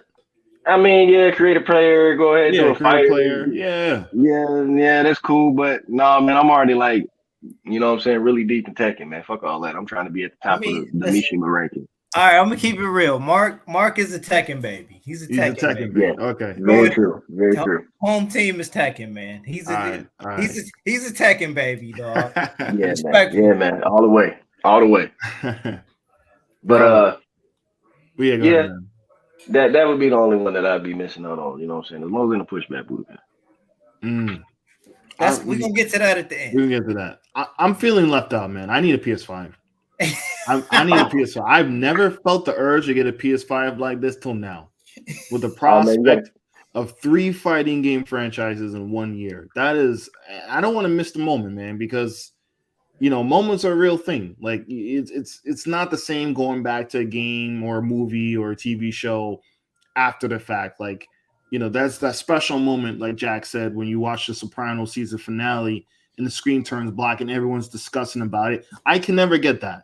I miss that. I can watch it on HBO Max right now. I can never get that feeling. You know what I mean? You can watch Avengers Endgame on Disney Plus. It won't be the same as actually witnessing that in the theaters at the same time as everybody else. So for me to have my favorite franchises come out in 1 year and everyone's playing it and I get it in 2024, it ain't gonna hit the same. It's not gonna be the same, bro. Like, I'm still gonna have fun, but it ain't gonna be the same, man. I'm like really upset I don't have a PS5 right now. This shit. Listen, like, bro, in wrestling terms, this is like The Rock versus Stone Cold versus Triple H in the main event of WrestleMania. And you don't get to see it, and you don't get to see WrestleMania the night, and you don't get to see it when it happens. You know what I'm saying? Hurt. It's like you wait on the DVD. And then on Monday Night Raw, they show you the fucking still images. Yeah, bro. Yep. It hurts. Then you come back to the cafeteria table and all your boys talking about it. Like, man, I ain't get to So let's just back up for a second here. I want to give y'all some context here. When I saw the trailer for Street Fighter 6, like I got PS2 vibes, bro. Like that I got PS2. I got PS2 vibes, Mark. I'm telling you. I was getting PlayStation 2 vibes looking at that. I was looking at that like, yo, I've been looking for something like this. I might not even be good at fighting games like that, but I want in. Okay. I want in on this because there's just something about the way it feels like there was a level of care that was put into it. I can't even describe it, dog. I want in, okay? Yeah. Okay. Music, the gameplay, like it just looks like they just dialed it up, man. And even the character designs looks like they grew them up a bit, but they made them a little bit more realistic. Like they pulled them back a little bit, but still the graffiti visual, like, dude, this is like Street Fighter 3, man. The hip hop influence, was it the mini basketballs? Like they taking it back to the streets, man, with Street Fighter 6. Man. That's number 1. All right. Number 2, Tekken 8. They not fucking around, man. Visuals on that's crazy. They're not fucking around. This is return to this. Like Tekken 8 is going to be the Tekken 2 of this new era, in my opinion. It is. Somewhere between Tekken 2 and Tekken 3. I feel like I feel like Tekken 8, and I feel like they are trying to write a new book and redefine the genre with Tekken 8. I feel like they're trying to break the mold with Tekken 8.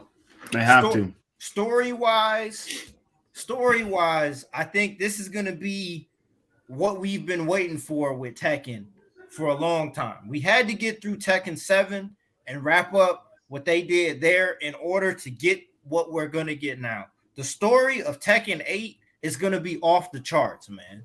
Off the charts. How long have we been waiting for Jin versus Kazuya? How long have we been waiting for that, bro? No interference. No interference. Tekken 3. Yep. How long have we been waiting for this, man? Seriously. Like, this can literally make up for that bullshit they put out on Netflix last year. but that's gonna tie in. Okay. Mm-hmm. That's supposed to tie in. Okay. You said the Tekken anime that they did on Netflix is canon? It's supposed to. Parts of it is going to tie in. They said you gotta play the game and you're going to see it's supposed to tie in. So we got that, and then also, you know what I'm saying. I know we was talking about Street Fighter. You know what I'm saying. So now we talking about Tekken. There is Tekken versus Street Fighter coming up. They confirmed that. No, it's not going to drop this year, but that's what they're working on because that was the whole 15 years late. Yeah, I was waiting. I know, but that's the whole reason why Kuma was crossed over in there. Okay, I'm with it. So we got another story. So you know how like every couple years we get a little one that's kind of different, a fighting game that's different. So like, you know, we got Tekken Tag 2 last time, or Tekken Tag Tournament 2 last time. So this is the next one that they're working on. We're getting the hype going because now they want to phase out. Okay, so is it possible? Okay, with Tekken, I feel like they overdid it a little bit with the crossover characters for Tekken 7. Just a little bit. The DLC characters and all of that. I like the Kuma. I like the Kuma. I even liked Geese Howard because that was hardcore. That was for the purists. Yeah. And King of Fighters, they put one of their characters in Dead or Alive as well. So they kind of split the ticket. They gave you one on the Tekken side, and they also gave you one on the Dead or Alive side. So I dig that. The time has come, brothers. My good brothers. The time has come. We need one character from Virtual Fighter showing up in Tekken 8. And we need a Dead or Alive character showing up in Tekken 8. It's time. I don't know how they're going to do it because those are two different styles of gameplay. Tekken has never been like heavy on the counter-based system. Over the years, they developed into more of a technical kind of fighter. Is it possible for them to do that? Can we get a Virtual Fighter character and can we get a Dead or Alive character in Tekken 8? I think so. They did in 7. You know, they put Geese's gameplay elements into 7. They put Akuma with a meter bar with Hadoukens and super EX moves into 7. Noctis is from a freaking RPG game, but he played his moves are relatively like Final Fantasy 15. So I think 7 was like the groundwork to say, hey, how can we include characters from different games and then make sure their gameplay is still tight from that game, but it also fits Tekken. So I think they can do that now. They can do that. No problem. They can master it. What you think, cuz? I agree, because I mean, I think it's gonna happen because now we don't have any more Smash. You know, there's not gonna be any more Smash games. He said that. He said it's it. It's time for me to go ahead and hand over the fighting games. You know, I've been dominating forever, you know, low key. Everybody's like, yeah, man, you know, we can play Tekken, but like, what about that Smash, bro? So like, now that that's out of the equation, out of the situation, I think that they're gonna adapt that same model to where they started having a bunch of characters show up from PlayStation or the same system or along the same partnerships, right? So I think that we're probably gonna see it at some point. and we may not get both of them, but we'll get one. And if we do, I think that we're more likely to see one from Dead or Alive than Virtual Fighter. Why? The only reason I think we'll see somebody from Dead or Alive versus Virtual Fighter is because Virtual Fighter, you could essentially edit that character still or make your own character. You know, that was the premise of that. So I could see that being like a Mocha-Gen, but we already have a Mocha-Gen. So fuck Mocha-Gen. Yeah, that's my basis on that. We need one of both. It's been too long, man. Yeah, I mean, I agree. Super Smash is done. You know, they had a great run. Ultimate is Ultimate. You can't. I don't know how you top that. With that roster in the game, like that Ultimate's the roster. Tekken 7 as well. That roster is damn near everybody. It's pretty deep. You can't fucking top that. Like you would have to go, like Uncle Jack said, you have to go a different direction. The gameplay's got to be different. It's just got to feel thematically different to where like, okay, I don't have 60 plus characters, but this is such a nice new mechanic. This is such a new fresh coat of paint that I only need 12. I only need 12. Right. I only need 12, 16. It's like Tekken 2. It's like Tekken 4 all over again. You know what I mean? Like the visuals, this looks next level. This looks like, you can't do this on scary. PS4. This looks scary. This shit looks on PS4. And graphically, because I always felt like this, man. Like, okay, Dead or Alive used to scare me a little bit with the graphics. Graphically, Dead or Alive scared me because I never knew what was going to happen on screen. I never knew what was going to happen playing Dead or Alive. Tekken always felt safe because everything was contained to my two fighters right there. With Dead or Alive, there was shit going on in the background, motherfucking dinosaurs. I didn't know, you know what I'm saying? Like, at any given time, I didn't know if one of the characters I was playing as was going to look at me, was going to look at the camera and fucking kick the screen or whatever. You know what I'm saying? Yeah. I feel like graphically, Tekken has just now caught up to Dead or Alive and Virtual Fighter. With the background stuff? Dead or Alive and Virtual Fighter? I feel like, yes, Tekken is scary now, bro. Tekken is scary. Tekken 8 is fucking scary. You know what I'm saying? Graphically, Tekken 8 is fucking scary, bro. I just wanted to, that's just a little sidebar. But as far as characters, if we can get one character from Virtual Fighter and one from Dead or Alive, and I'm glad both of y'all are here because Donovan, I know you a Virtual Fighter guy, and Majin, I know you a Dead or Alive guy. Just give me one. Give me one character from each franchise that needs to be in Tekken 8. All right, D, you go first because man.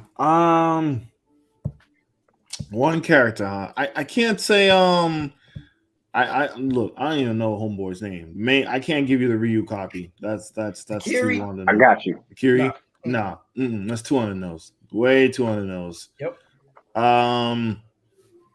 Might be what's his name? No, you're right. Huh? Akira Yuki. I'm going with what's his name? The red-haired Thunder. What's his name? Thunder something. You talking about Wolf? Wolf. Yep, I agree. Wolf. Give me Wolf versus King versus Armor King. I think that'd be kind of a cool thing. Okay. Yeah. Okay. I can dig that. Perfect sense. I can dig that. Okay, Mark. One character from Dead or Alive, man. Going into Tekken. So, like, story-wise, you can get anybody from the Ninja family. You know, whoever you want to say that is, because you know it's like 10 of them. Who's the most put the most one with the biggest boobs? One name? No. I take Ayati in that case, but I would have to say, bro, one, right? It's her. I don't know. Kasumi would be the fan favorite. Kasumi she would be the female fan favorite. So she would be one, and then if not her, then you have to put, of course, Ryu. You already know Hayabusa. Gotta be Hayabusa. Ryu, have to be Hayabusa versus Yoshimitsu. Ooh, yes. Yes, I mean, first he gonna Gangster. mop the floor up. He gonna mop the floor up against Raven. You know what I'm saying? But then, yeah, you have to go ahead and go against Yoshi. Bro, So I'm not even sure Raven's gonna make this shit. Man, If we gonna keep it real, man, I'm not sure Raven's gonna make it, man. look. If they cut off some characters, man, I'm okay with it. Like now, I ain't gonna hold you up. It's about that time. Like if they go back, you gotta cut some characters. They Somebody got to. gotta go out. Somebody's gotta die. That 7 Oh, roster is man, too listen, much, man. Listen, bro. Half of that roster is on the chopping block. They're gonna get killed in cutscenes, bro. They're gonna get bodied in cutscenes, man. Nobody Yeah. is safe. Nobody's safe going into Tekken 8. No, Nobody. not at all. Okay. Nah. It's about time. It's about time. Somebody's got to go. We already took out Hachi. Oh, man. Rest in power. Yeah, Rest man. in power, man. You still need to play 7 for that story mode, Yeah. man. Hey, it ain't look. the same just watching on YouTube. I know it ain't, man. I know, bro. Heihachi is the GOAT, man. Went out like a G. Went out like a G, man. That 7 was great with the story, bro. Listen, Heihachi wanted smoke. Heihachi wanted smoke. Oh. Is it a guarantee that we get at least one Street Fighter character in Tekken 8? Is that like a foregone conclusion? Are we going into this with the expectation of getting a Street Fighter character? I'm gonna say yes. Okay. I'm gonna say that's gonna keep the connection going. Who? Ooh, I got that one. Hey, Ryan, what's going on, man? Talking about some fighting games. Yo, let me know if you want to pull up, bro. Oh shit, we both got admin. My bad, bro. No, you good. No, you good. Yeah. Let me know if you want to pull up, oh. So like you were saying, Mark, my bad. What you were saying, cuz? No, I was saying, I said I can see it happening to keep that connection going, but y'all just asked which character. I don't know. I mean, would Ryu be too much? Would that be too on the nose? With Akuma, it'd be easy transition. Oh shit! Yeah. All right, I'm gonna send you. If he followed, if Ryu followed Akuma, then you know what I'm saying, that could be cool. That could be a little. Hey, I'm looking for somebody. I can see that happening, but I don't know. Gameplay wise, it's pretty similar without it's only a few move variations, so it's an easy plug-in, but it's also kind of like a little bit lazy maybe because it's like, all right, we just did Akuma, he just can't do a few moves like Ryu can. Like Ryu can't do a few moves like Akuma can, so it's like I don't know, man. It might be too easy, is what I'm saying. That wouldn't be a bad swap though, but I mean, it would be a good swap. Yeah. But what else would make sense? Because they put Kuma in the story, so if they put the next one in there, he got to pop up somewhere. Akuma is fucking canon to Tekken. Yes. That took balls right there. What about M. Bison would get in the way? He get in the way. His move list. Maybe Guile. Yeah. Guile versus Paul would be kind of dope. That would. Battle of the blonde hair. See, it will have to make sense, right? For them to, if they're going to try to make another Street Fighter character canon in Tekken, it will have to make sense. Jinpaichi, not Jinpaichi. Ryu's in the Ken's Master. What's his name? Okay. What's his name? Fuck. Goten. Gouken? How did I forget his name, man? Gouken. It was Gouken. Gouken. Thinking DBZ. Goten. I mean, maybe that would make sense, but all right. Well, we got time to talk about that. Mortal Kombat 12, man. Like, what are they doing over there? What the fuck? Like, that was. I'm scared to see the trailer for that, man. Me too. I'm scared to see what Ed Boon got cooked up, bro. With the PS5 graphics, he ain't playing, man. They coming for blood, man. But I think there's some pressure. I'm gonna say that there's pressure on them here. Listen. How big are y'all on the lore of Mortal Kombat? I'm pretty versed in it. Okay. I'm not the most expert, but 7 out of 10 on the lore. Yeah. What I'm gonna say with Mortal Kombat is that they're cooked. They need to make.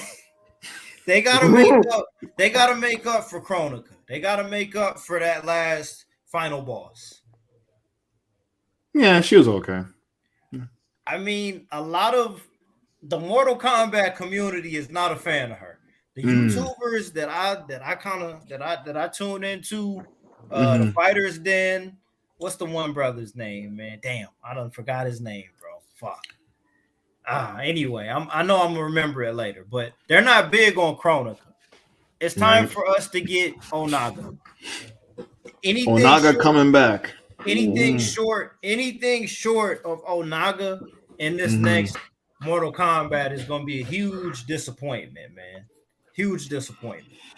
You know, okay, so now that you mentioned that, right? Because now you got me thinking. Because the only thing that I'm rivaling with this is I'm thinking that they're gonna bring Ogre or True Ogre back in Tekken. So that's the only thing that I think that would either hinder that or also add to that. Ogre is playable or boss? I mean, I don't know. I just got a feeling he's gonna be if he's not in this game, he's gonna be coming up soon. So I wouldn't mind seeing Onaga in there, but I think that Mortal Kombat would try to, stray away from having a similar antagonist. I think they're gonna do a new character. I think they like making new characters from new joints, especially for the next generation console. They're gonna want a new character, a new threat, so that we get excited. Because let's be facing, man, that timeline, everything's done for, man. I don't know how they're gonna continue the story. Man. Because Liu Kane's a god, and he's got Katana's a god, and like the Elder Gods, and now the Earthrealm Warriors. So it's like, what's the conflict? Where's the conflict? And then we don't even talk about the original, and like Shao Kahn's not even like a problem anymore. It's like it's everybody else. No more. It's everybody else that's a problem now. Shao Kahn done, bro. They went over way too easy in Mortal Kombat 11, man. Yeah. I mean, if you wanted to end the series, sure. Okay, it makes sense. Liu Kang was the chosen one. Eventually that went haywired, became the unchosen one. Oh shit, here we go. Hold on here. Hey, LRRION. What's going on, man? What's up? What's good, brother? What it do, man? We talking about that MK12, man. Tekken 8, Street Fighter 6. You already know it, man. FGC. It's the Fighters Bowl, man. Fighting Game Super Bowl going down in 2023, man. Word, man. Which one? Since you in here, man, which one you feeling the most? Even though I know the answer, just for the audience to know. Loud and clear, though. I hear you. Well, video's choppy, but the audio might be coming through. Oh. Nah, it's not coming through. We lost him to the Matrix. You lost him to the Matrix. Oh, really? Hold on. Now you're good. I'm good. Yeah, you straight now, brother. Now you're straight. Hold on. How about now? Good. Lima Charlie. Okay. Yeah, man. You guys talk about Mortal Kombat? Just all the fighting games this year, man, coming out, dude. Yeah, I saw that.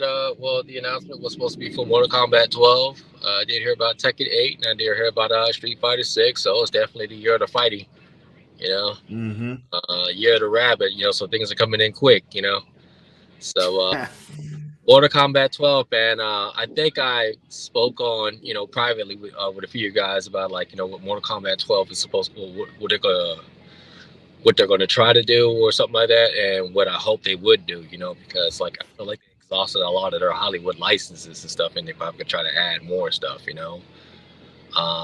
I don't know what other killers or slashers they could have as guest characters, but there's just more to see, and I don't know how much of the roster they're going to end up using in Mortal Kombat to try to, entice people to come back to or stay on Mortal Kombat or come back to Mortal Kombat, because that's pretty much where most of the popularity is sets from, is the existing roster and now guest characters stuff, So the only thing I could think of is possibly adding in, newer mechanics or something like that, or possibly add in tag team like we had in Mortal Kombat 9, So let me ask you. Well, you know what? All right. So I mentioned before. We mentioned this before that it's time for Tekken to cross that bridge with Dead or Alive and Virtua Fighter. Is it time for Mortal Kombat to have a Killer Instinct character as DLC in game. I think it's time, man.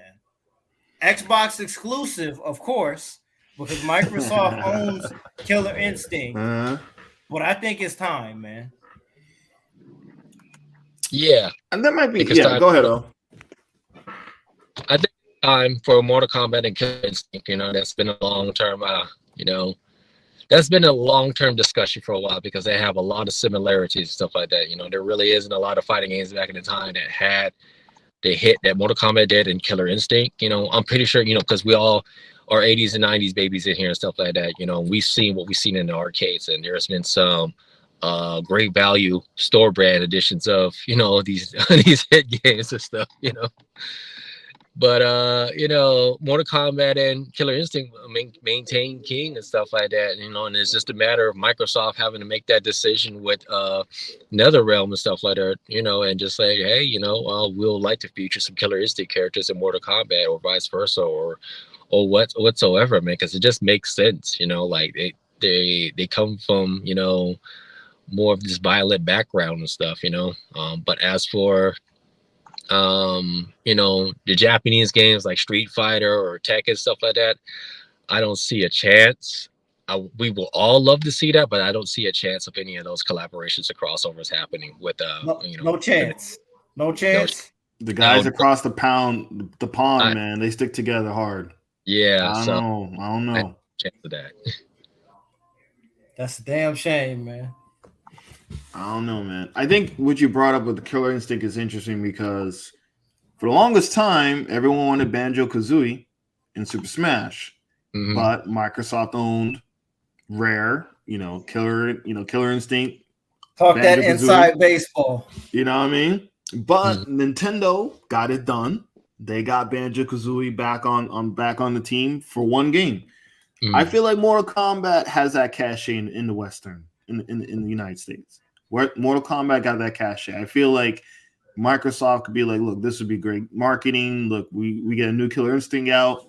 We got a featured character in Mortal Kombat. Look, it's a win-win situation. I feel like they'd be like, you know what, screw it. If the game's on Xbox. If the PlayStation players like the character so much, guess what? They got to get an Xbox to play him in our game. So I think that's definitely more plausible than, unfortunately, Namco or Capcom teaming up with Ed Boon, man. I just, I can't even hate them for that because, that's their culture and that's what they do. You know what I mean? Like I can't even hate on that. But it would be cool. Killer Instinct probably would happen, but it would be cool if we got Tekken or SF in there somehow, some way. Maybe I feel like Tekken 8 has a better chance than Street Fighter for sure in that feature. So all right, how would y'all feel? Do you think it would be possible? Would y'all even? Well, okay. I mean, rumors on YouTube and all that. Will we be okay with seeing Kratos come back to Mortal Kombat, or are we over that? PlayStation exclusive. Are we over that? Well, the exclusives. I mean, if we're gonna go back to doing exclusive characters again, then that'd be cool, But I mean, we already got it. But would you be okay if you got it again? I think it'd be an easy cash grab DLC, an easy fill in. You know what I'm saying? Simple as that. Not as excited as before, right? Nah. It's not like, hey, yo, Kratos is going. Yeah, nah. Because anything they do now, Kratos is old. It's not gonna work. Oh man, Kratos is old. I mean, to be fair, when Sony wants to get their crossover in, they pull on Kratos, man. They did it with Soul Calibur on PSP. They did it with Mortal Kombat 9. Yeah. It's a damn shame though, because it would have been dope to Mortal Kombat. I love the intros, and it would have been dope to get TC Carson doing voiceover work as Kratos in that Mortal Kombat universe. He was just one game too late with that though. Yeah, my man he is the GOAT of voice acting. Yeah, don't get me wrong. Christopher Judge is fire as Kratos, but it ain't the same, man. It ain't the same. It's not. if anything, I could see Sweet Tooth from Twisted Metal. Sweet Tooth, Mortal Kombat 12. That makes sense. That actually I makes can too rock much with that. sense. Because I can rock with that. Yeah, we got the Twisted Metal TV show coming up. That Yep. makes perfect sense. Make it happen. They need to make that happen. I'm with that. Yeah. I like that Yeah, a lot. I like that. I can rock with that. Donovan, I like that a lot, brother. They got to make that happen. Sweet Tooth. Yeah, they need to cut you a check for that. Yeah. Hey, we might have to pull up back to this for a throwback, man, in a year and a half. Who knows? I like that right there. That's fire. I mean, yeah, to be honest with you, I mean, they're not gonna announce a combat pack for Mortal Kombat 12 until at least Christmas of 2024. But yeah, I like that though. I like that a lot. So when they so go ahead, cuz you got it. So back to Mortal Kombat real quick. So on this now, since everybody's hating this last boss and whatnot, and the storyline is kind of trash, and also the movie storyline is kind of trash. So like, what can we do now? Like, I get what you were saying about the final boss, but like, what can we do now to kind of, like, we're all in for the fighting, we're all down for the fighting, but like, definitely everybody's like, when you play Mortal Kombat, you're like, man, if you don't know the true story, this new shit's whack. You know what I'm saying? Right. So, like, what can we do? Can I answer that first, if y'all don't mind? Yeah, go ahead, man. I think with Mortal Kombat 12, there are two things that they need to do here. Number one, yes, the story mode needs to be improved, but also we need a conquest mode that takes us out of 2D fighting. We need another mode in the game to break up the pattern of 2D fighting. You know what I'm saying? Mortal Kombat Armageddon might not be the most popular joint, but it had its own kind of mini God of War mode with conquest mode, to where you were going around the 3D environment doing shit that led up to fights in the story of Mortal Kombat. If you give us another mode outside of the regular fighting with lore, but just a different look, that's a recipe for victory. Motherfuckers been screaming for a remake of Shaolin Monks for almost 20 years now. And guess what? It's never going to happen. It's never going to happen. But if Ed Boon and those guys over there give us 2% of what it was that we wanted, we're going to be happy with that, because it's so much different from what it is that they've been doing before. That's my opinion on that. Conquest mode, bro. A real conquest mode. I go with that. Yeah, that makes sense. Shit, I can't really the Street Fighter. If Capcom's doing it with Street Fighter, I think Ed Boon got a bug in his ear. I think he's got to have something like that.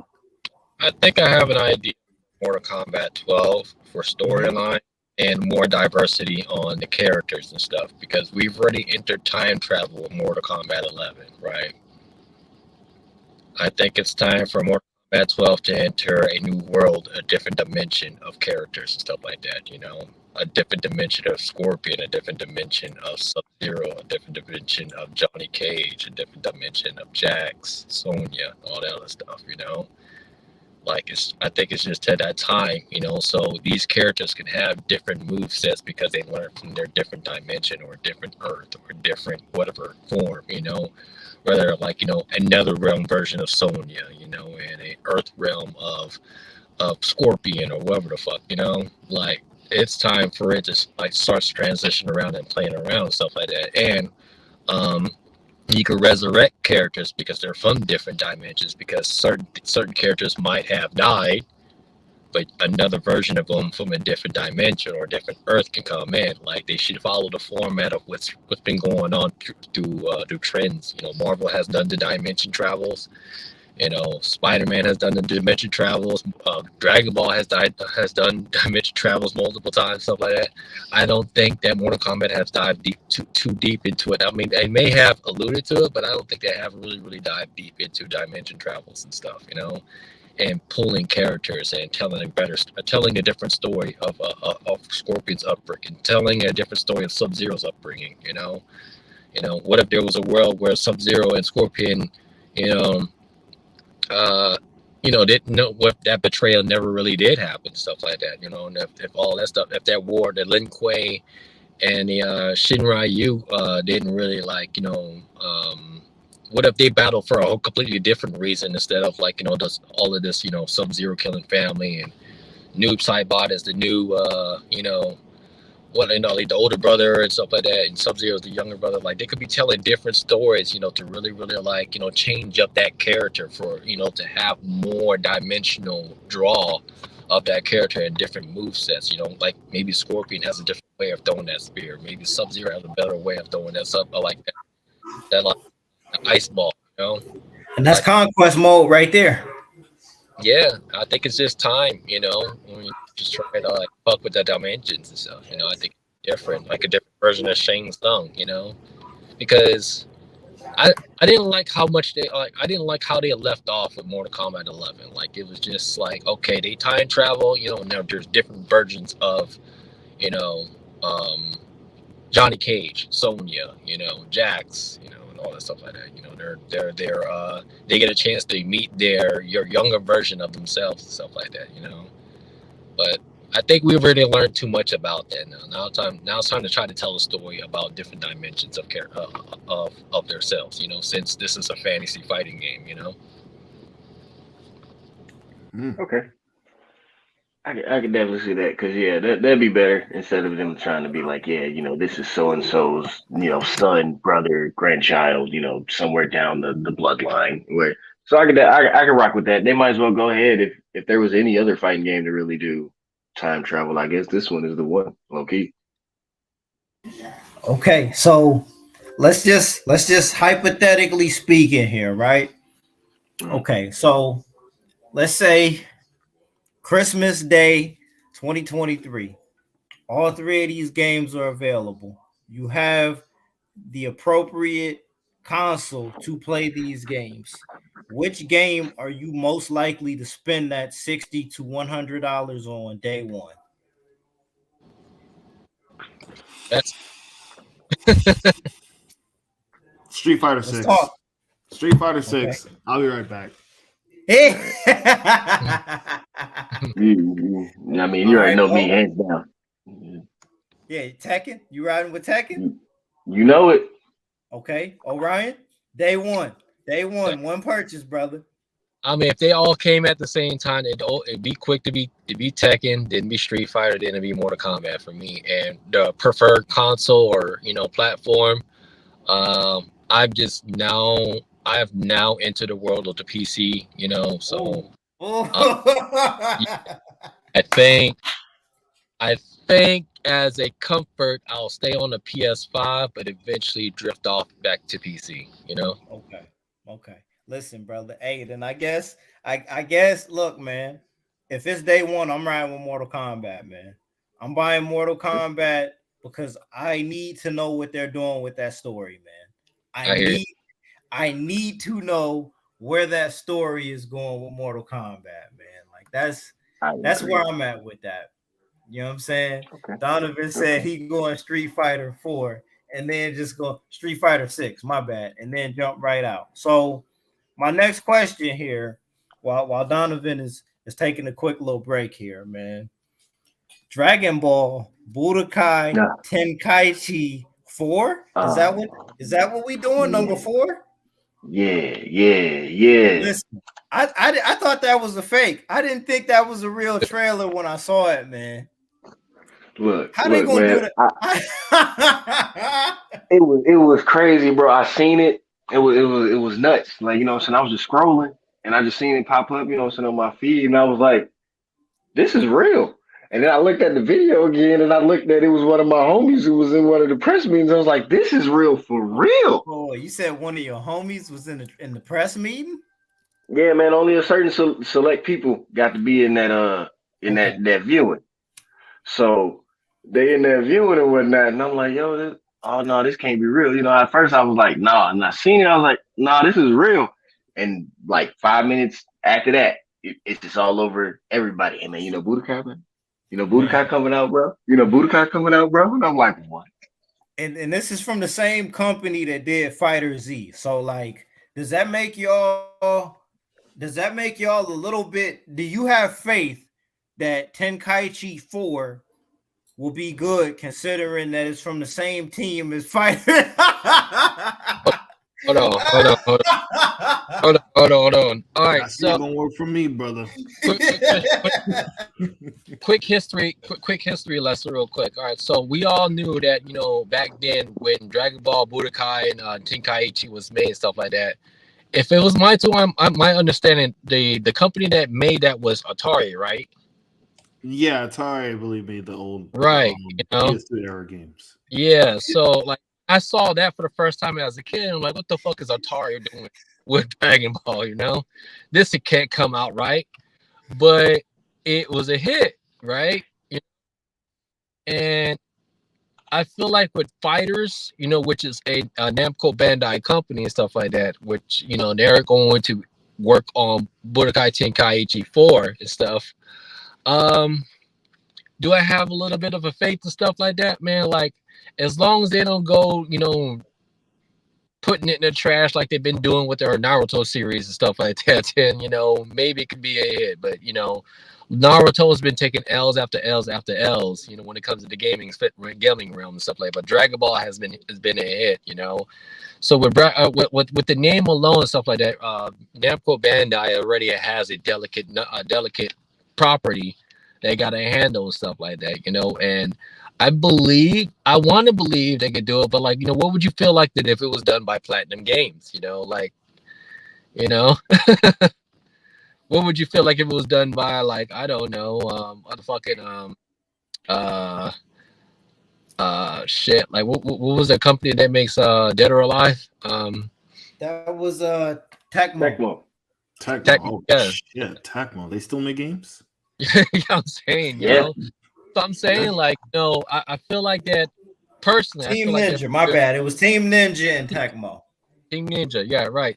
So I feel like they, with Namco Bandai stuff like that, they're dealing with a delicate property. I can see where they're coming from because they've been dealing with the Dragon Ball, franchise for a while now. They've had their hits and they had their miss and stuff like that. I really haven't fucked with the what's it called, the story of Kakarot. I really haven't fucked with the Xenoverse. What was that? Did you like the Xenoverse series? The Xenoverse, I kind of it was a time consuming game that I couldn't dedicate too much time in, but I did play with that. Pretty fun. And they had their Jump Stars or J Stars heroes, like J Star stuff, and I'm like, so so I was like, I don't necessarily know how they're going to do Tenkaichi 4, but I would hope that they would know how to treat that with the utmost respect from this background, because I get that Dragon Ball Fighters was supposed to be the replacement of that, but it's just not. It's not a true to the origin replace, it's not true to the origin of Budokai and Tenkaichi. This is a 3v3 type thing. Man, Budokai and Tenkaichi is a 1v1 type thing, and to do it right with different mechanics and smash mechanics, and I don't know if they're gonna win gambling mechanics or mechanics, stuff like that. But I hope they would do it right. Oh man, hey, you just shit it all over them, man. Hey, this capsule will get you +5 in flying. Hey, this capsule will unlock this orange color. The moment they add those mechanics, they fuck the game up. Hold on. Can we get so y'all didn't like? Okay, did Namco Bandai do Kakarot? Was that them too? Did they do Kakarot? Yeah. Did y'all fuck with Kakarot? I do. Okay, but it was developed by by CyberConnect too. So Namco just oversaw it. Okay. All right. So hold on, Donovan. Before you continue to, bury this. Let me hear some positivity here, cuz. Are you excited? Okay. Why are you excited about Tenkaichi 4? Why are you excited? Listen, I'm very excited for it because to me, all right. Once you got into Tenkaichi, it was a thing. Don't get me wrong. But the Budokai series, okay, just that whole little area, that was the greatest fighting game ever, especially Budokai 3. Okay. Before we got around in the flying mechanics, don't get me wrong, I like it. It's nice. But the fighting mechanics of Budokai 3 were great. Amazing, hands down. So I have faith in this. You know, I know it's not 2D fighting, and it's not gonna be a bunch of like, quick little play button mechanics, right? Mm-hmm. So I'm really, really, really, really feeling that they're gonna get this fighting mechanics right now, since it's been this long.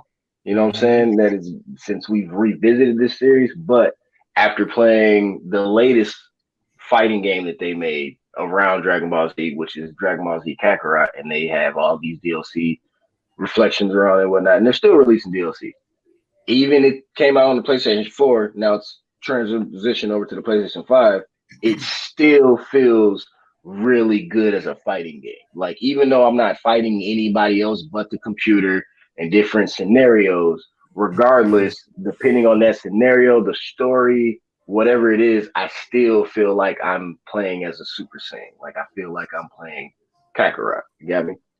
Okay. So I'm excited on that because I think that they got it right, and I think they're finally going to tie them all together with this. Even though it's made by this game developer, like, I think pretty much that they got the ticket. I think that it's like, hey, you guys won, you got the raffle, you bid it on it.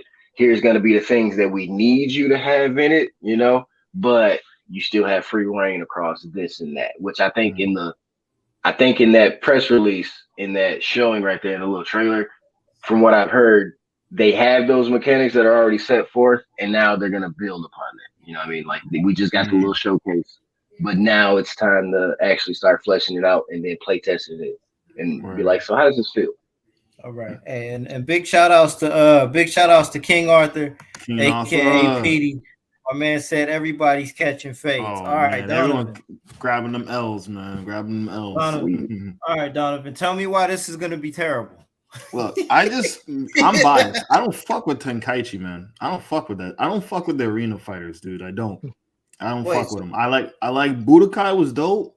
Budokai is cool. Fighters is probably the best Dragon Ball Z fighting game to ever make. That was my next question. That was my question. All right. Fighters is traditional 2D. You know what I mean? Even Budokai has the 3D, but it's still, still that left plane, right plane facing each other. I don't like the arena flying around, jumping around, running around in a space. I hated that shit. I don't care. Any anime game that has like running around and fighting, I hate that shit.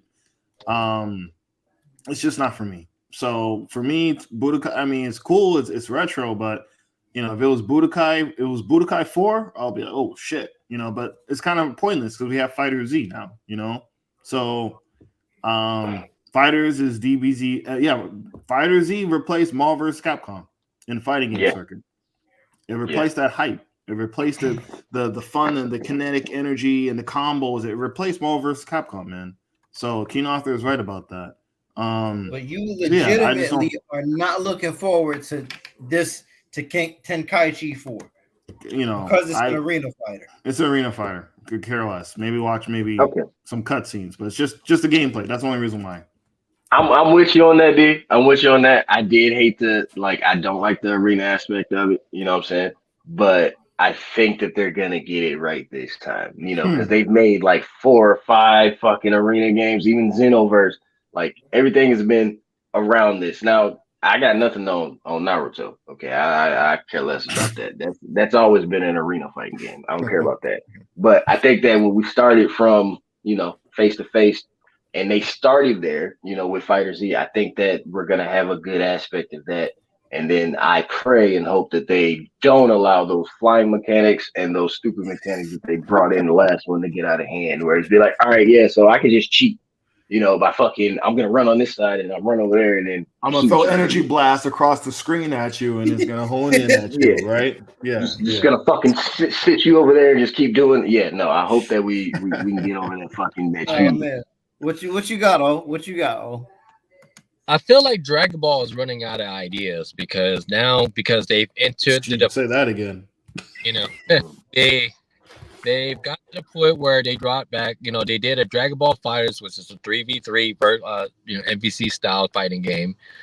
We've already seen enough of the arena fighting games, like I said, like J Stars and how Naruto does it, how like My Hero Academia does it, and hell, Kill has done. They've always been doing this fighting like arena style mechanics, but the missing fighting style mechanics that I don't think anybody has replicated, as I've always found very popular, was what if Dragon Ball had the same mechanics as Power Stone? Would that be an exciting fighting game to fuck with? Yes. 4-player, almost like a Super Smash. Yeah. But arena based. Because that's why I feel like they're very, but if they did it with a Power Stone mechanic, I think the game would be a lot more fun and a lot more.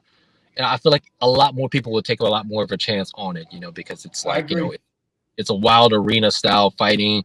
They can do all these crazy ass shit. You can see Goku come up because basically that's what Power Stone were always reminding me of. When you had the motherfucker with the spirit bomb and you got all these beings going on, I said that's Dragon Ball like, That was Capcom. That was Capcom Dragon Ball. Like you just see Goku with a spirit bomb and say, "Oh man, this whole damn arena is fucked." I agree with you. You know what, Orion? That you just put down some facts right there. I agree with you on that, brother. I agree with you on that. I'd purchase that. Play with some friends. Friends in the house. Hey, let's play Power Stone or Dragon Ball Z. That'd be fun. Man, I'm not playing nobody online 1-on-1 with Tenkaichi style. You don't stand a chance. Man. There was one joint, man. There was a Dragon Ball Z game that was on GameCube that I remember playing that was kind of like that, but it was ass. Did it have Vegeta on the cover?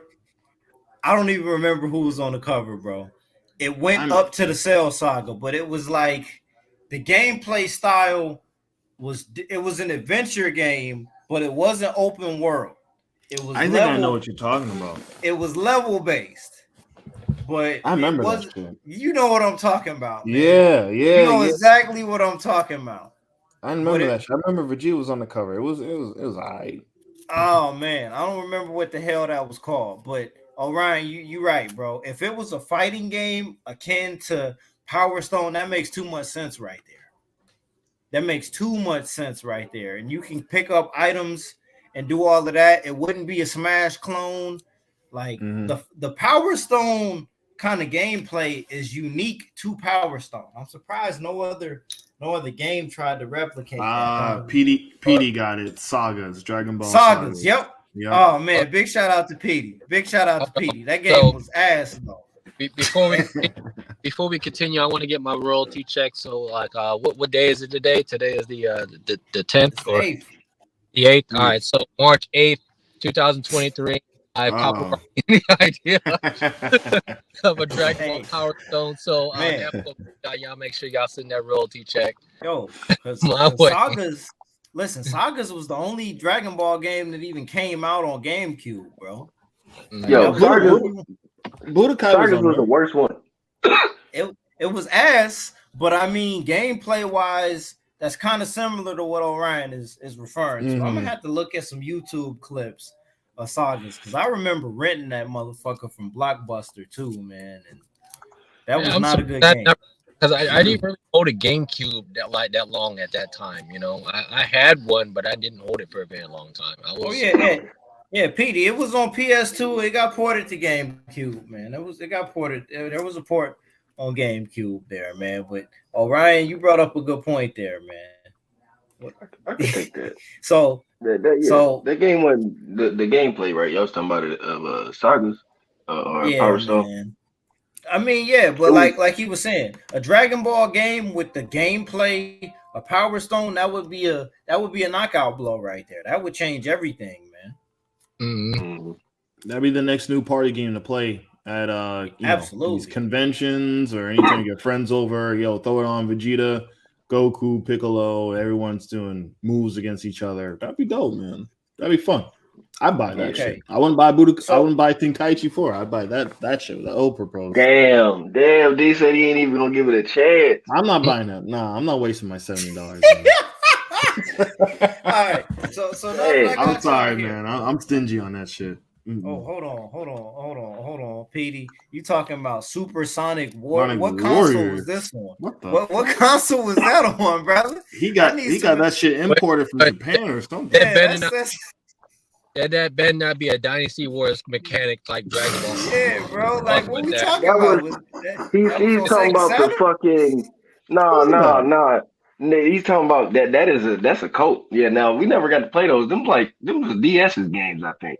Oh man, them shit straight from Japan, huh?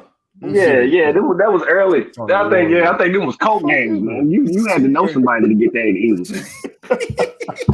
That's just on Game Boy Advance, bro. Damn. Supersonic. Hey, all right, I dig it, man. I dig it. Shit. Supersonic Warriors. Arc Systems worked on it. Okay, so it was a fighter. It's a fighter. Oh man. D Smith. Oh, where you at, brother? Where you at? Cam up. I'll send them. Cam up. But like now that we're even on this topic, man, we kind of on the way out here. How y'all brothers feeling right now, man? I'm good. I got about another 45. I just took another shot. I took another shot like Cornwell Peach, man. I'm chilling, man. I got a question for you guys. I think we can hang for about another 45. We can hang about another 45. Maybe another hour. 40 minutes.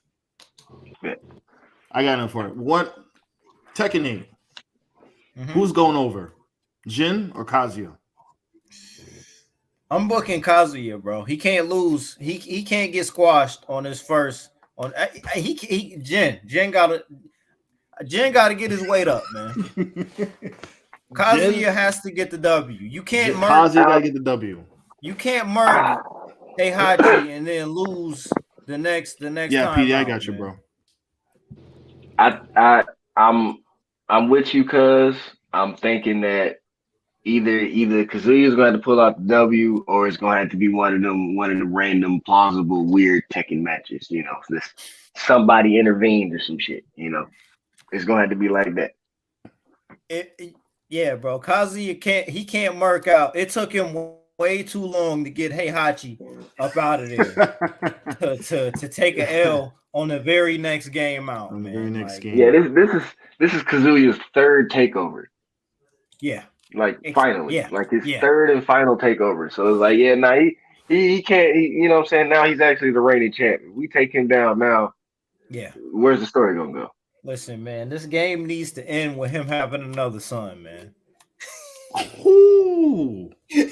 Well, look. It's not far fetched, dog. Because remember, we found out that Kazuya got a half brother. Wait, yeah, but he's a fuck boy. Yeah, Lars, he's a fuck boy. Lars is Kazuya's brother. Was Kazuya? I thought it was Jin's brother. No, he's that was Lars. That was Lars. Okay. That was Lars. Yep. So we don't know, because we don't really know what happened to June, and we don't know what happened when Kazuya turned into the devil. He might got June locked up somewhere. We don't know. Damn, just making baby somewhere. D. Smith said Jin's gonna take the L. Damn, bro. What do you think? Gotta take the L. We can't. I want to do a quick history real quick. All right. Well, we obviously knew with Dragon Ball, with Dragon Ball, we had a Goku versus Gohan, and Jin is the Gohan, right? I would root for Jin, but it feels like Dad's gonna beat Son's ass. It just seems like it's from Dragon. So Kazuya's probably gonna beat Jin's ass, and then as a spite, he's gonna fuck another girl and make him a brother, like a step brother. So he'll throw Jin off the cliff and make another kid. Honestly, I honestly think Jin and Xiao, you need to have a kid by now. At this point, you can tell there's some feelings. Like, they need to start the new generation of Tekken. Like, Jin and Xiao, you need to have a fucking kid. That's all I gotta say. That would be bad. So Kazuya's gotta die. I'm sorry, Kazuya has to die. It's gonna be a minute though. Kazuya gotta go number 8. Is that what you're saying? I think Kazuya has to die, because if you played 7, maybe not 8 or something, but Kazuya has to die, because at the end it kind of like cliffhang after Heihachi died, because like you already killed the evil, like one of the biggest evils in Tekken, which is Heihachi. You know, because video game characters, they don't die. Once they are dead, they're dead. Quote unquote. But now you have Kazuya, who's the main bad. Kazuya's always been bad, but now he's the main bad. And so Jin in 6, I know Jin pretended to be evil to get the source of the devil gene out, which was Azure, the big like monster thing. And then he killed that. And then in 7, Lars and Elise are trying to find Jin to stop Kazuya. So Kazuya has to die. Because like if you like watch like the trailers and stuff, Jin is like trying to be good. He's like, I'm not gonna lose myself again. So Jin is now good, trying to stop his dad, and then Kazuya is like, fuck everything. I now am the strongest dude in the world. So we don't know how that turns out. All right, hold on, Petey. Let me ask you something here, brother. You're a wrestling fan, right? Obviously, you're a wrestling fan, right? Brother, you don't book. Listen, man, you don't book Brock Lesnar to lose right after he beats the streak with the Undertaker, man. Like, you know what I mean? Kazuya just went over. He just went over, brother. We can't squash him. Hold on. That's American wrestling. This is Japanese stuff. There's storylines to this stuff. There's a storyline going on. So you got to follow the story. So Kazuya's dying. I don't know what to tell you. Kazuya is going to die. If he's not going to die, he's going to see the error of his ways. Oh, man. So Kazuya's out the door. He's going babyface. Yes. Oh, my goodness. Because Jin was portrayed to be the hero in 3. Have any of y'all seen the Blood Vengeance? Not the Blood Vengeance, but the Rebellion, the Netflix movie, the Netflix thing with Tekken. Yeah. I don't remember it. Majin was just talking about that being canon earlier. He was just talking about that being canon. The anime. Yeah, the second anime, not the OVA from the 90s, but yeah, Jin is supposed to be the good guy, and then hopefully they do with Tekken 4 or season 2. But I think Kazuya is going to get the fate. He's going to have to, and they're going to probably make it big and bad, because if Jin can't stop him, then who's going to stop him? Lars is just a half brother. I'm gonna throw a wild card out there real quick. All right. I feel like the Kazuya should be able to win over Jin. And Jin, probably getting thrown over the mountain, whatever the fuck happened. That shit's going on. But then Jin finds himself as resurrected as a god form, kind of like what Goku has, but he needs to go to a god form. Because we've done this evil shit for so long, and they've had like a Mugen of God mode of character at some point, and become a different, stronger form to beat Kazuya, So I feel like that something more extreme has to happen to Jin in order for Kazuya to lose. So let me throw a pitch. Let me throw a pitch at you. Let me throw a pitch. Here's a pitch. All right. I've storybooked this with my homeboy Alan Alvarez. I'm pretty sure I know him, but have Kazuya kill June and then watch Jin go off. Ooh. Wait. We doing this on the first time out? She just came back and she just came back. She just came back just to die. Kazuya would have to throw Jin off the mountain and kill June and snap Lars' neck to be like, oh, okay, yeah, this nigga needs to go. Yes. The only way that Jin will kill his father is if Kazuya kills June. If Kazuya kills June, that's it. Like Nah. Hold on. If you do that, then that continues the streak of evil, because Jin will actually decide like nobody's worthy. My mom's dead. My mom's officially dead for real. So everybody's catching fade. What do you think, man? Nah. Look. Kazuya's not gonna do that because he knows Hachi killed his mama. He's not gonna do that to his son. He's not gonna do that. And he actually did love June.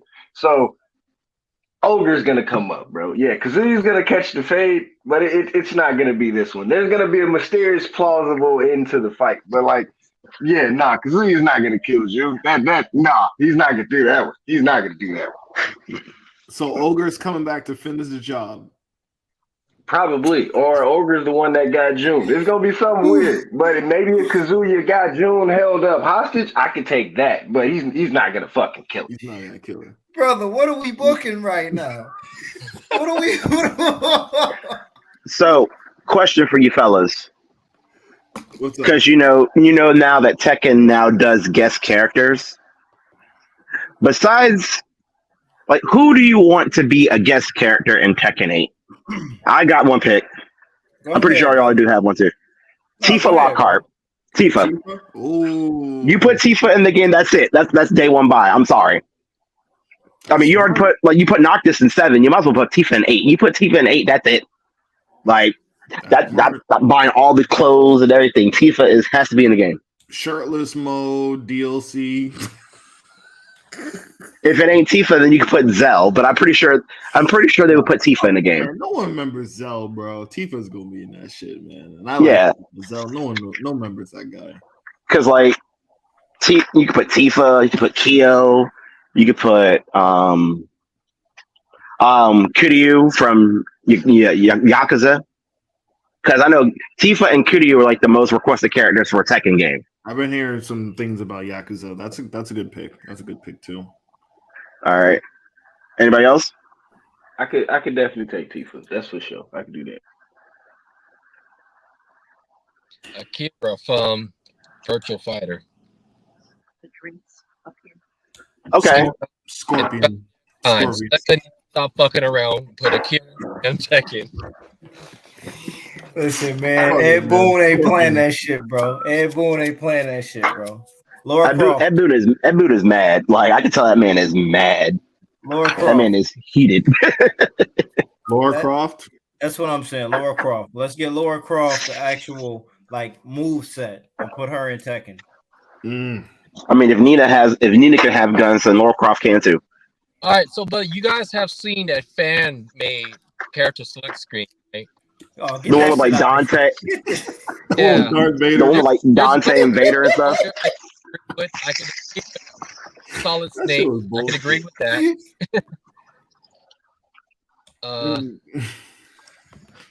Honestly, just saw the Snake, honestly, in a yeah. I seen Dante, Solid Snake, Tifa. I saw a whole bunch of people like Mega Man, Yoda. I was like, once I saw that, I was like, man, come on.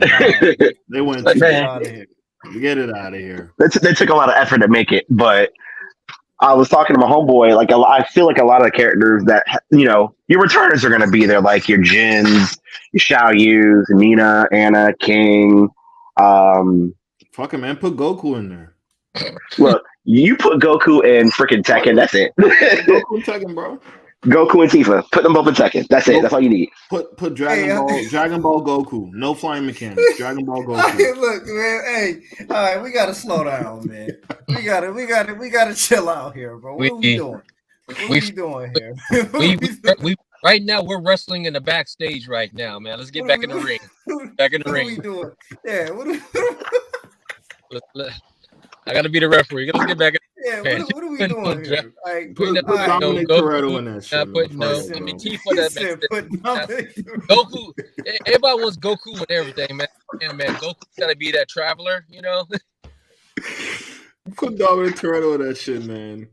Might as well, bro. He's a superhero, man. Look, if Harada could put Negan in Tekken 7, who's to say that he can bring like Dominic Toretto in Tekken? Listen, we gotta relax here. Like, we still want to John Wick in Tekken. Watch this shit. Oh my god! No, man. I can see that. I can see John Wick. Or Ip Man. Put Ip Man in Tekken. We got Leroy. We got bro. We don't need you. Listen, man. Is this a game? Is this a game that we really actually want to spend our money on? Like, come on. Yes, man. I'm spending money on Tekken. Oh man, but I think in all seriously, I think I said I picked Street Fighter 6 because I missed 5. I skipped 5, so I got my joy out of 7. Tekken 7. I got my joy out of Mortal Kombat 11, so I picked Street Fighter 6. I got a question for everybody though, real quick. Street Fighter 6. What is it going to take for people to be pulled more into that game other than just $1 million pot? I think it's going to be that single player open world. The single player content is going to drag people in that game. And the fact that they can do many different things as single players and make their own characters to be Street Fighters, that's one thing that's going to draw people in. It's time, man. I definitely think it's time for that. And that looks follow the trend fun, getting guest characters. Yeah. Well, I mean, because hopefully the next beta comes out. Because I played the second beta, and from what I've played, that game is fantastic. It is 8. It's leagues above 5. Leagues above 5. The mechanics are great. And go ahead. Oh, my bad, brother. I didn't mean to cut your wisdom. I'm sorry, brother. Go ahead. I was saying that the mechanics in 6 that I played in the second beta were flawless. They were clean. Like, the networking was great. I had a few hiccups with the networking, but other than that, I had clean matches. They were fair. It was like esports, but it was more casual at the same time, which is what 5 kind of didn't.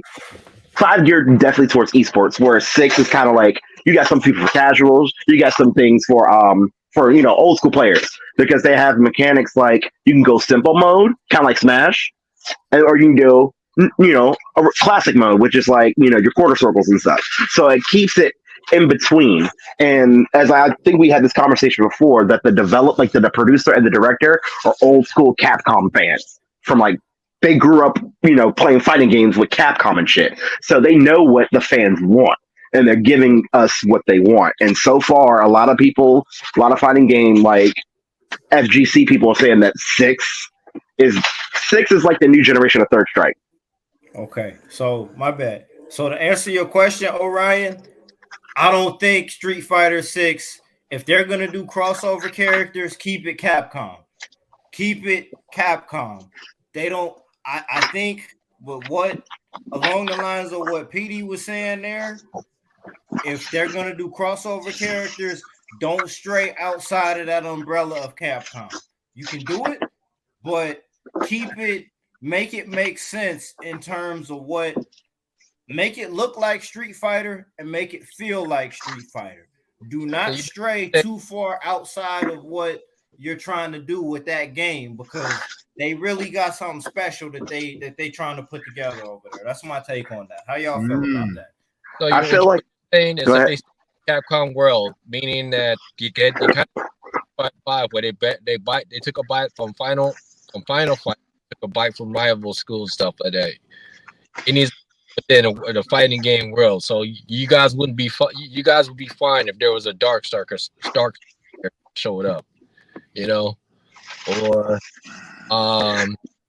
or Captain Command from the fighting, from the beat 'em up series, stuff like that. Yeah. I mean, they pretty much put Strider in 5 as Zeku. So what's not to say that they could put like a Power Stone character or a descendant of a Power Stone character in the game, you know what I'm saying? Or Saturday Night Slam Master's character in the game, make all that shit like canon. Because, I mean, I'd like to see another wrestler besides freaking Zangief, have him have a rival, put Mike Hager in the fucking game. Like, yeah, I'd say make it make sense. Put some basically make it make sense.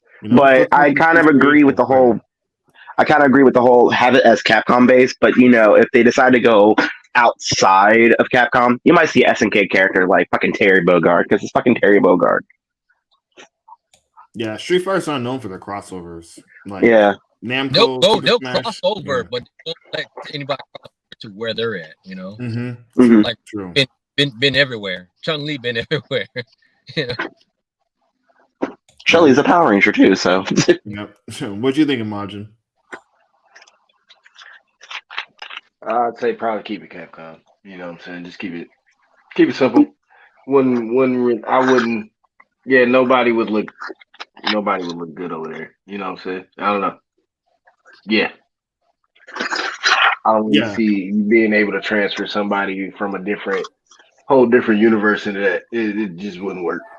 Nope. It wouldn't feel right, bro. Remember when Disney tried to do Doug? Remember how that felt when they tried to do Doug, bro? Same energy. Same energy, bro. Same energy. It didn't work when they tried to put Tekken characters in there. So if it ain't Capcom, we don't need it, bro. Trash out of the bathrooms too. You know, I mean, we don't need it, bro. Tekken Street Fighter. What's up? We're still owed a Tekken Cross Street Fighter. Oh man, listen, I don't even want to talk about that, bro. I don't even want to talk about that shit, man. I know Harada had mentioned something about it, saying like it was still in planning, but they had a lot of other projects, so it was on hold for a long time. Blue balls, like a motherfucker, man. That's 20 years worth. That's damn near 20 years worth of blue balls out here, man. I'm good, bro. I'm good. Give me a good Tekken. Give me a good Street Fighter. Give me a good Mortal Kombat. But let me ask y'all this question here, because I brought this up during the New Year's Eve pull-up here, and we can kind of wrap up our fighting game discussion on this here. I want to get y'all take on this here. Is it possible for a fighting game to be good enough to where it wins Game of the Year? Is Super Smash, now that we're out of that era, is it possible for a fighting game to get the critical acclaim from your highbrow video game critics to be recognized as the best game to come out during a calendar year? Or does the industry view fighting games as just being in one bubble and they're not willing to allow it to be the best game of the year? Is it possible? Let me take on this one. I think fighting games is still a niche like genre. Like it only caters strictly to people who likes fighting games and those type of challenges in general and stuff.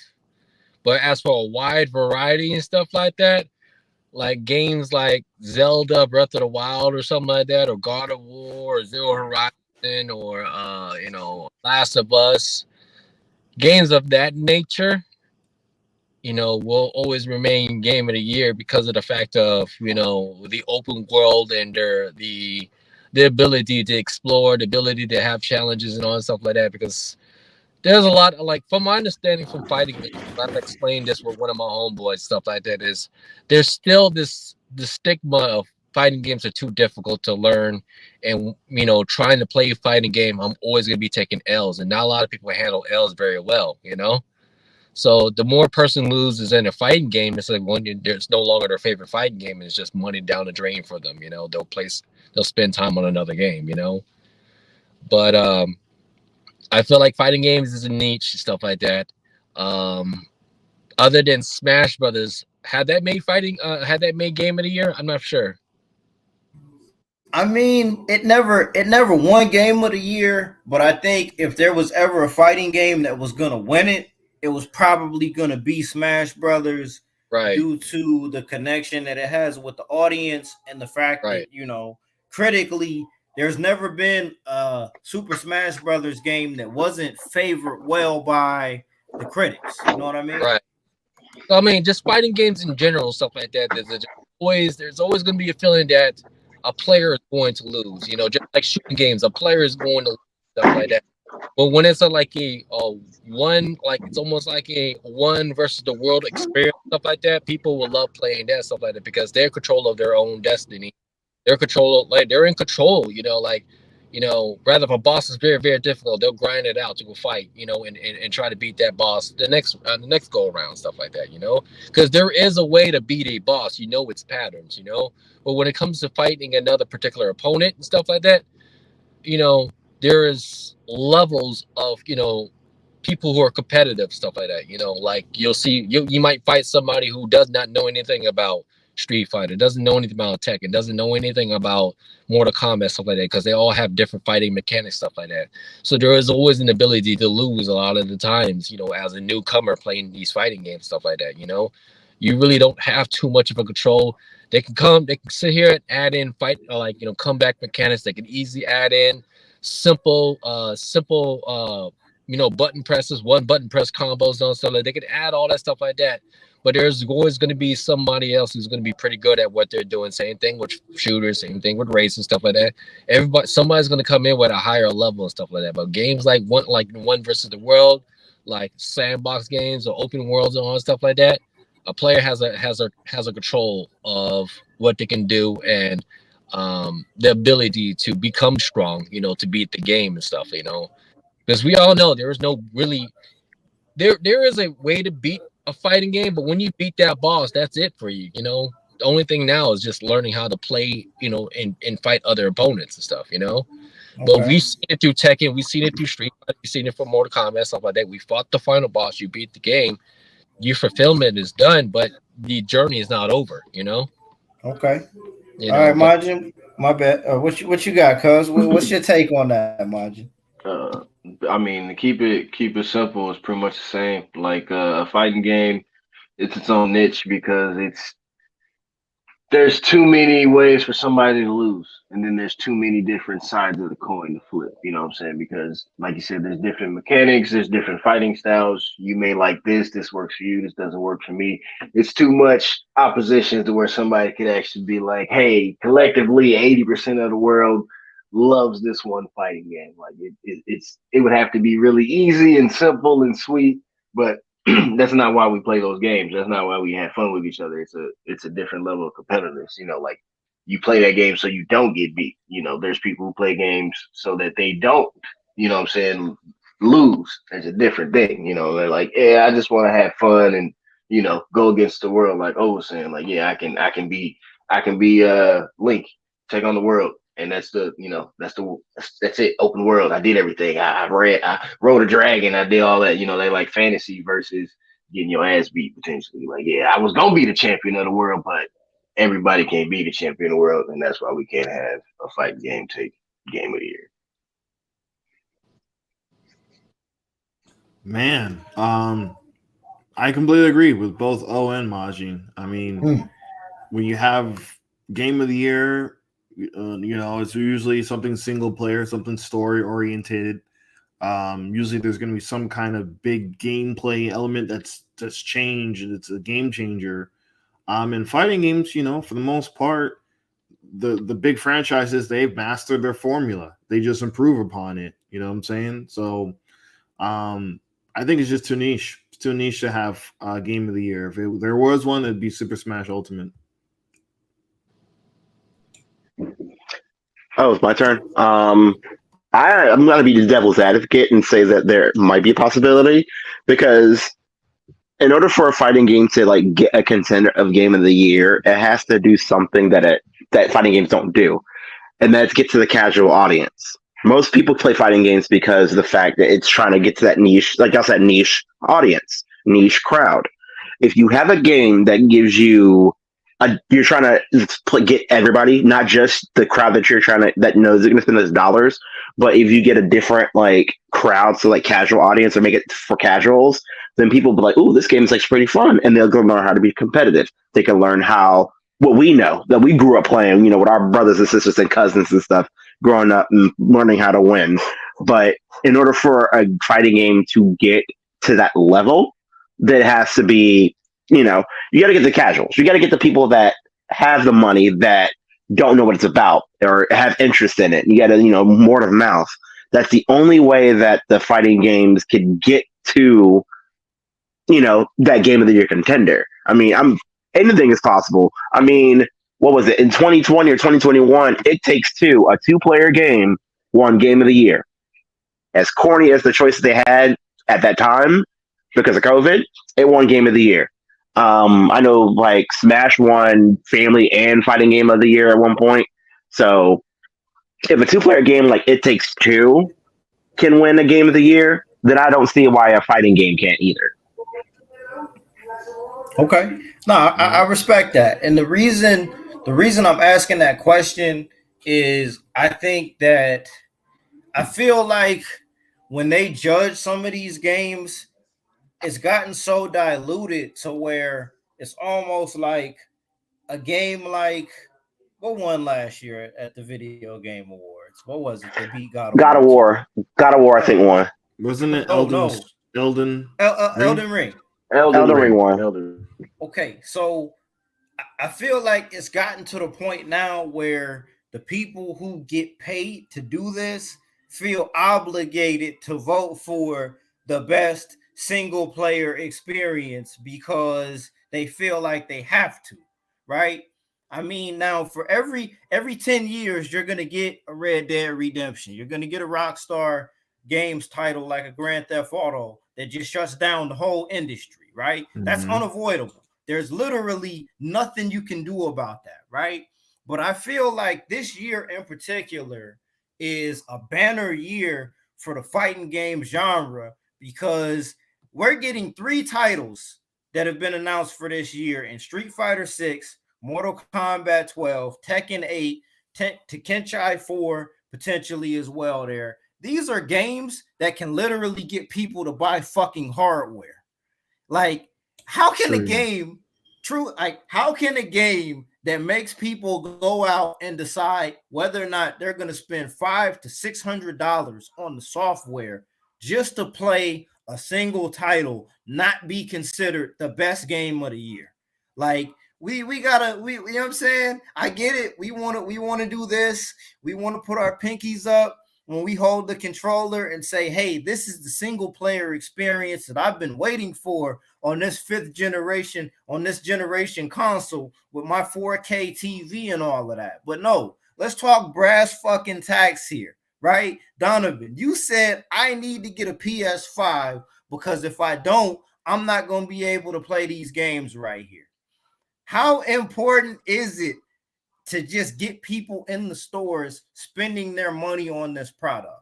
Because I think that's what gets lost in the shuffle when we talk about game of the year and some of this shit here, bro. Personally, in my opinion, that's a huge factor, right? Am I reaching? I just want to make sure I'm not reaching. A console seller, yeah. Let me ask this real quick. So why do you like this? Is probably gonna be a whole new topic, but like, why do you buy a console? Why? Like, that's a good question. And what moves you to buy that console? You know, there's always games out there that's gonna make you want to buy a console. You know, let's go take it back to history, stuff like that. We've heard that Tekken 3 moved the most PlayStation console units out there. Tekken 3 alone. You know, facts. You know, we've heard Metal Gear Solid was able to help move console. We heard Final Fantasy able to help move consoles, stuff like that. Those are the reasons why people will buy a console, because those are known names, you know. Now, when you went to the PS2 era with the PS2, Xbox, and GameCube era, like why, like, you know, knowing the amount of money you're allowed to have, or you know, or a console allowed to pick and stuff like that, you have to figure out, you know, what console is gonna help, what's gonna move you to buy a particular console. You know, that was also during the generation of Dreamcast. What will move you to buy that particular console? What are you hoping that console is going to hope to accomplish for you, and what sort of entertainment and what kind of value are going to be able to get out of that particular console, you know? But now we're moving into a new generation. Fast forward over now, we got the PS5, we got the Xbox Series X's and S's and stuff. You know, you got the Nintendo Switch and stuff like that. And you got some couple of newcomers out there joining the foray, such as, you know, what Steam is doing right now, you know, with the Steam Deck and stuff like that. They have these alternative choices to pick, pick to enjoy a particular genre of games they enjoy and stuff like that. Whether if it's fighting games, or whether if it's shooting games, whether if it's open world, or whether if it's RPGs. Either or and stuff like that. So, you know, we've all know that, you know, we're in a generation now where, you know, after 2 years of waiting and stuff like that, everybody's been waiting to buy a particular console because now they're able to be on store shelves now. So now these new games that's being announced are now helping, is creating the deciding factor of moving these consoles, because now that we got like Tekken 8, Street Fighter 6, Mortal Kombat 12, Tekken 4. You got games like Final Fantasy 16 coming out. You know, you got all of these games and unit stuff like that, which, you know, that's gonna help move a unit and stuff. You know, PlayStation is busting their ass. Xbox is Xbox. And Nintendo is busting their ass and stuff like that. And Steam Deck, man, they dude, that's like, we got the library. We ain't even worry about shit. We got it, All right. But you got to think about like what would move these units, and on top of that, what would also help out with Game of the Year. But just like Uncle Jack was saying about you, Dion, man, like you got to have a PS5 this generation, because what you're hearing, that's helping you move that unit and helping those sales of those particular fighting games that was announced for this year and stuff like that. But when it came to my decision of why I went PS5 first outside of every other console, I mean, even though I had to switch at that time, I bought the PS5 because, like I said, I've always had that loyal, faithful ability that what Sony can always bring out something that's going to always interest me. And my genre has been finally been defined, that I like, fighting games, and I like, RPGs, and I like a little bit of those open worlds here and there and stuff like that, but that's probably as far as I go, and that already moved that unit myself, but you gotta have to define what would bring somebody to their to their wallets to open it up and be like, I'm buying this particular console because so and so game is coming out, or so and so game is out, and that's how you find that answer, but you guys got to ask yourself that question as well. What would move you to buy a unit to participate in what these new generations of games are getting ready to bring, True, man. Good answer, man. Good answer. I think, man, we're heading to the 3-hour mark. I only have one little not a little topic. I got one last kind of topic I want to hit you guys up. And did you guys see Chris Rock's special, Selective Outrage? Oh shit! Did you see it? Yeah. No, not yet. Not yet. Oh, yeah. I done heard about it. Oh man. Oh, so you saw it, huh? Mm-hmm. All right. So I mean, I tried watching it this morning. I heard clips on YouTube. I'll be honest with you, man. I just fast forward to the last 10 minutes because that's where he actually addresses Will Smith.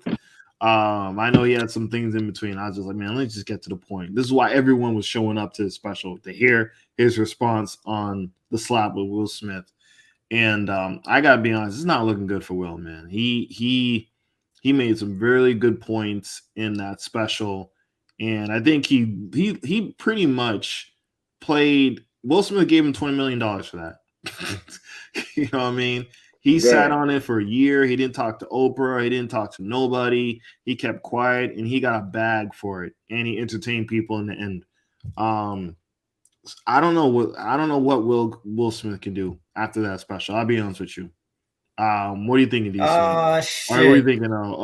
We're going in the special, man. Just a little bit, man. Just a little bit. We're not doing a whole live stream about it. I just want to hear you guys' opinions about what transpired, and is there any? I mean, what can we even go from here? You know what I mean? I didn't see it yet, bro. Oh. What you think, man? Because you guys haven't seen it, but have y'all seen like at least a clip on TikTok or YouTube, at least like what Chris Rock had said? Nope. Yeah. Oh man, dude. I don't like I said, I don't know how Will Smith can even respond. If you guys listen to it, I think, like you said, he had a lot of receipts, a lot of things made sense. He called out the BS, and now the slap basically was super ineffective because Will Smith looks 10 times worse for what he did if he didn't do anything. You know what I mean? Like, okay, so he might have won. I don't even think he won a battle that night. You know what I mean? Like, he just made the situation 100 times worse, and now he looks 100 times worse from Chris Rock, who played it very, very strategically well. You know what I'm saying? For him to come back like this. So, you saw it. What did you think? It's kind of a bit more detailed for the guys, that have not seen it and stuff, but he brought up like a lot of key points to trigger why Chris Rock had to speak on it on a Netflix $20 million special,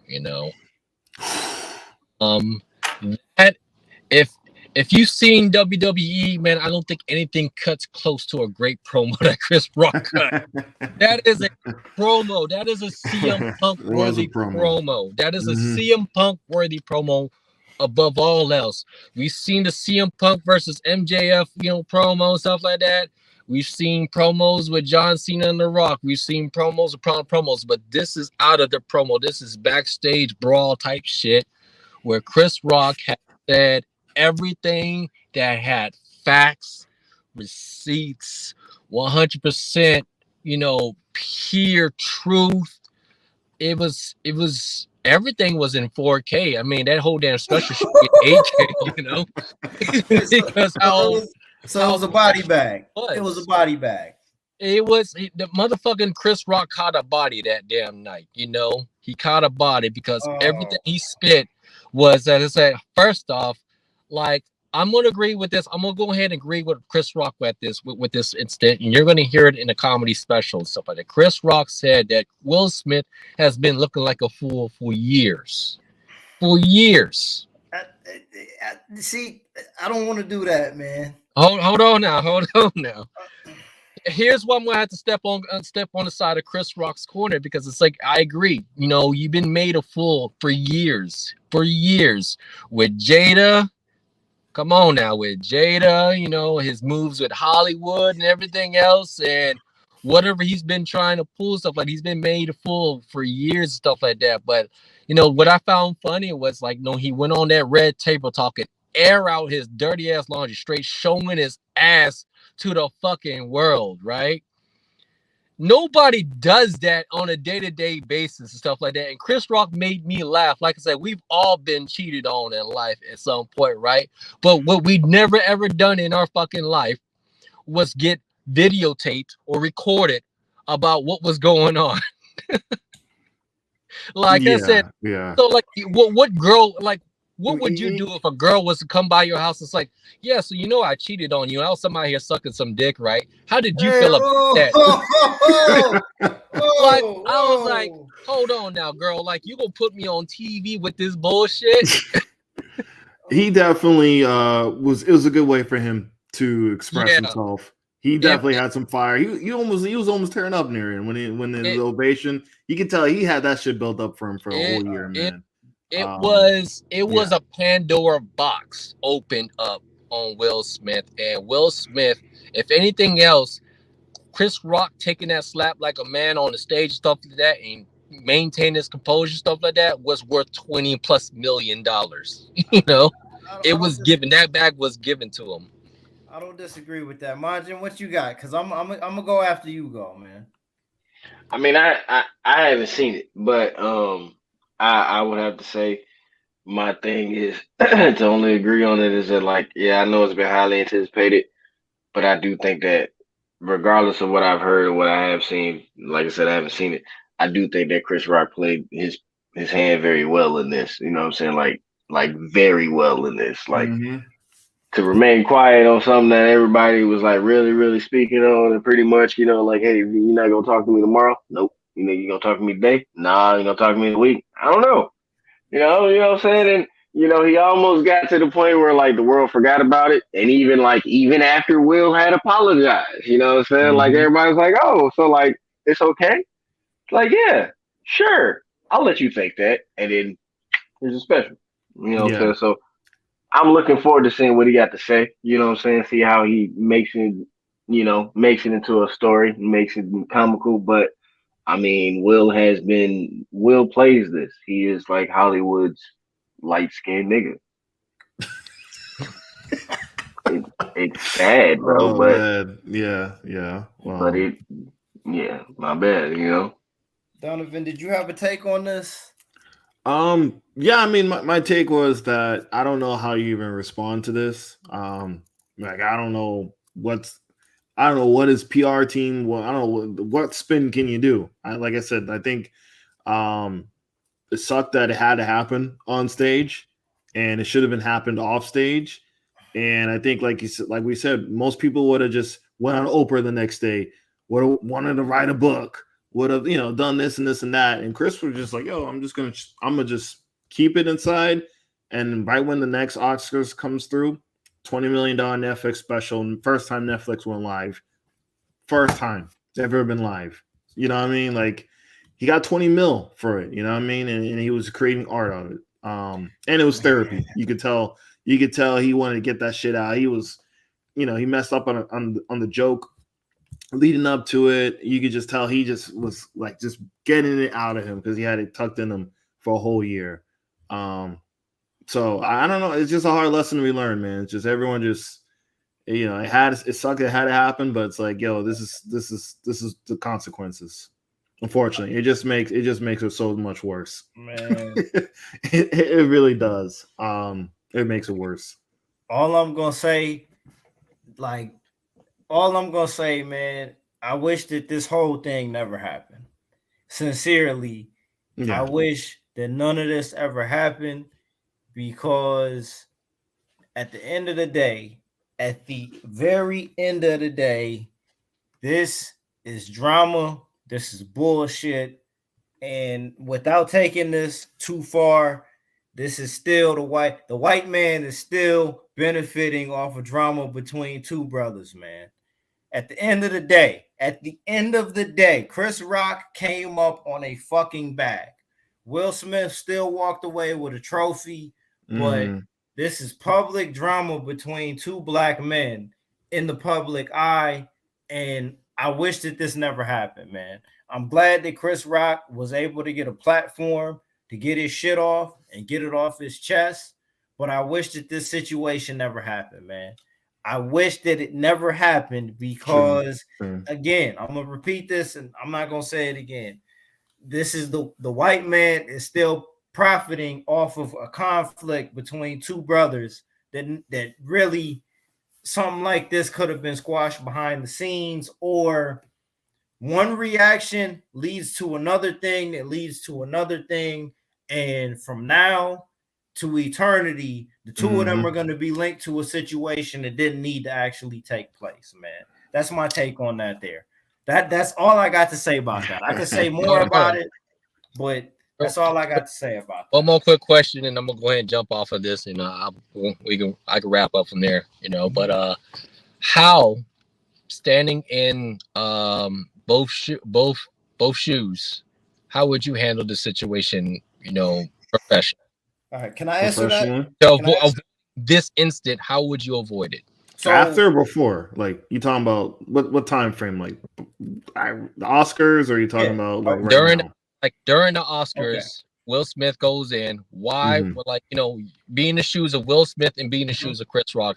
Be in the shoes of Will Smith, having to do try to prevent that from him going on stage.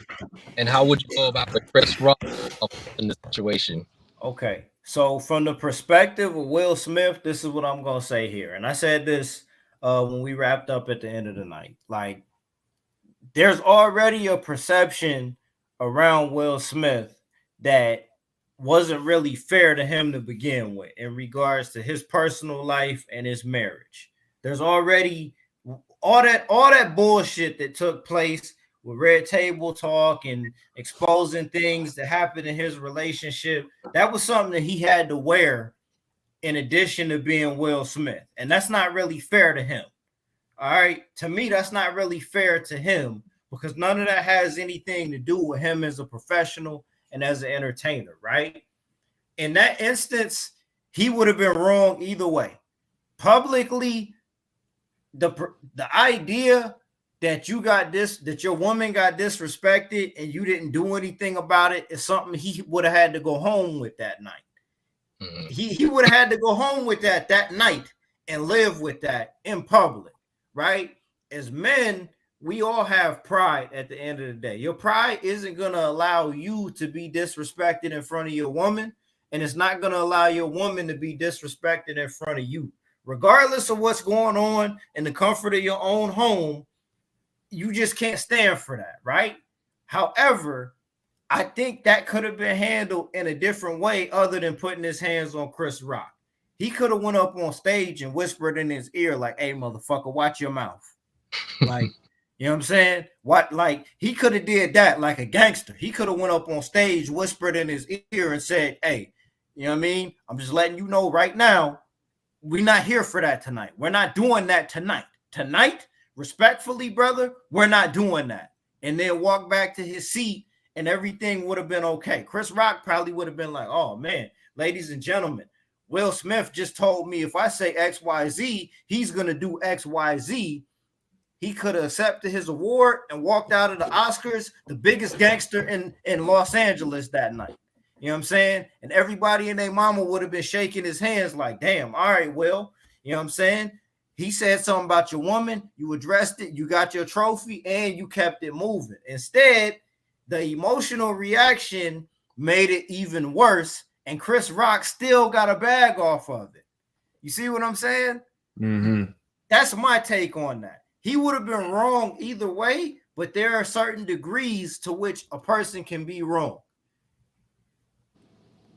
Yeah. I agree. I think a warning, like what you mentioned, would have been perfect, and Chris Rock paid it perfectly. He didn't say to the police, hey, press charges. He didn't do any bullshit like that. He just kept quiet for a whole year and got a bag off it. And if you see the special, you'll just be like, yo, whatever thing he got, respect he had from going home that night, slapping Chris Rock, was undone 100 times from the special. You know what I'm saying? Whatever little ounce of, like, you know, that pride or sense of protection got undone with the special 100 times worse. So I wish it just never happened, to be honest with you, man. I think Chris Rock played it professionally, and Will Smith, unfortunately, just could have took a second. I don't know. Just be able to just do that off screen, and then this would never happen. Right. Handle it off screen. That's what he should have done. Well, hold on. This is my only thing I'm gonna say here. My bad, Margin. I didn't mean to step on you, brother, because I know you got something to say about that. Cause the only thing I'm gonna say is this here, right? In terms of when things like this happen in public, it has to be addressed on the spot. It has to be addressed the same way. I'm gonna quote CM Punk on this here, and this might be wrong. I might get in some trouble here quoting CM Punk. But CM Punk said that the apology has to be as public as the disrespect, right? So if in that moment he felt disrespected by what Chris Rock was saying, he still had to address it on the spot. I agree on that. Yeah. He had control over the way he reacted to it, but the way he addressed it still had to be done right there in public. If he felt that disrespected about it. I'm still not condoning him putting his hands on another black man on national television, though. But what you got, Majin? I mean, 100% what Jack said. You know, it definitely could have just went about a completely better, more effective way. If he would have just said something on the side, like, yeah, you know what I'm saying, motherfucker, as soon as we get off stage, it's over with. And if Chris Rock would have said something like that over the mic, people probably would have been like, is he for real? Is he not? But regardless, it would have not have been public. So it wouldn't have been, you know, a disgrace amongst our people, or just drama that people want to just make a thing. You know what I'm saying? So I agree with Jack, but, you know, now we're gonna make light of it, make the best of it that we can. We just move on from here. True that. Oh, what you thinking, man? You would have drop kicked Chris Rock? Summarize real quick, and I'm gonna try to end off for them because I have some good points in my mind. But there's a lot of things that Chris Rock has said in his special that made sense, because this is built up animosity for the longest time, you know, through situations that he had to deal with his wife, through the scandals of, you know, August Alsina and stuff like that, and so on, right?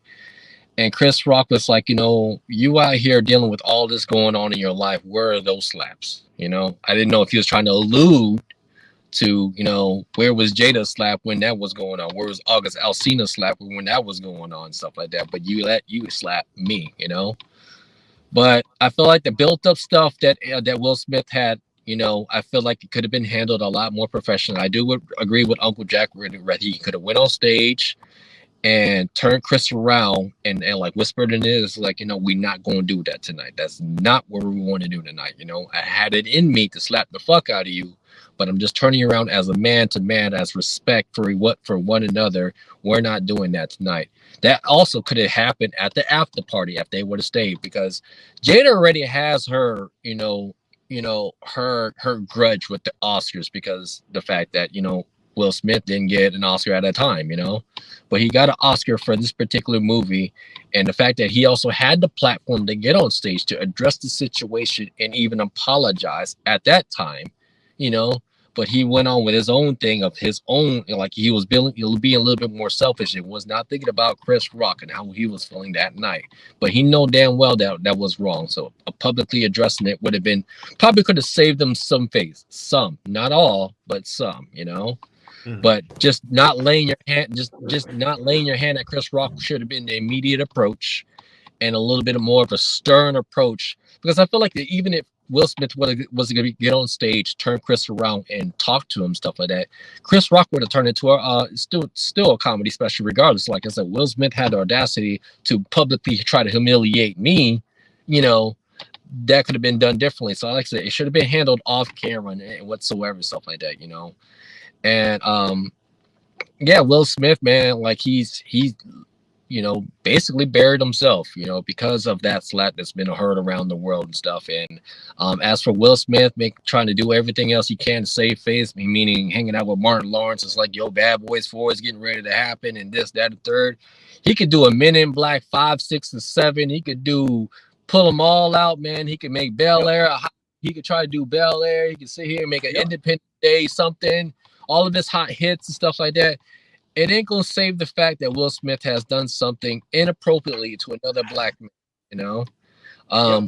I don't know what other good deeds can Will Smith do, especially at his power, but he's gonna have to do the best he can. But however, that man can be forgiven. I will give him that. Will Smith can be forgiven, just like we've forgiven so many other stuff like that, man. Like, how many times have we ignored Chris Brown's, Hey, but I'm gonna stay off that. I'm gonna stay off that. The algorithm's gonna come after us, man. The YouTube algorithm's gonna come after us. Yeah. How many times have I ignored that? I explained in detail, but how many times have we ignored that? But now we're looking at Will Smith and say he can be forgiven and stuff like that. But there's a way that we want Will Smith, because I want Will Smith to win again and stuff like that. But for how comeback is gonna happen, he's gonna have a long road to travel, and I don't know what else he could do. And they're like, trying to get Hollywood dollars, and ain't gonna make it happen. He's gonna have to do some stuff. Rather, if he does like a video blog of some actual therapy and stuff like that, and he does that and stuff, I think he needs general therapy and stuff like that, because he's got that built up with him and stuff like that. And whatever's going on with Jada and all that stuff, he's got to find some sort of like freedom in his mind and his spirit and his soul to actually like feel clear of, all these obstructions that's going on in his life, that he feels is obstructing him, And as for Chris Rock taking in that slap, stuff like that, man, like there could have been other ways of handling that stuff like that. But the fact that he made the option to go ahead and turn it to a $20 million opportunity and stuff like that was probably the best way, honestly. But now what happens after the blow? What happens to the aftermath now? Because now we're still in this limbo of this lingering of two powers combined fighting against each other. The WrestleMania card's looking kind of bad right now. Right. We gotta at that point, Chris Rock done already drew his line in the sand, man. The question is, are we actors or are we gangsters? I don't know, but like the only way that's gonna ever work out is Chris Rock and Will Smith in a movie. And I don't know. I don't know. But maybe. Nah, man. Nah, Chris Rock cut his, like he was Tupac at the end to hit him up, man. I don't think Chris Rock, like he said, he said, I always rooted for this guy my whole life. And now it's changed. It's done. I mean, this is it's done. It's done. So that's my take on that, man. It's unfortunate, bro. I feel kind of dirty talking about it, but it is what it is, man. Yeah. But hey, it was good having you guys on tonight. Dude, it's been a minute. Well, not really a minute. It's been like a week or whatever. But hey, it's been cool, man. Thanks you guys hopping on. Thanks for all the viewers out there checking us out. D. Smith, Keen Author. You know what I mean? Majin, always a pleasure. OIION, Uncle Jack.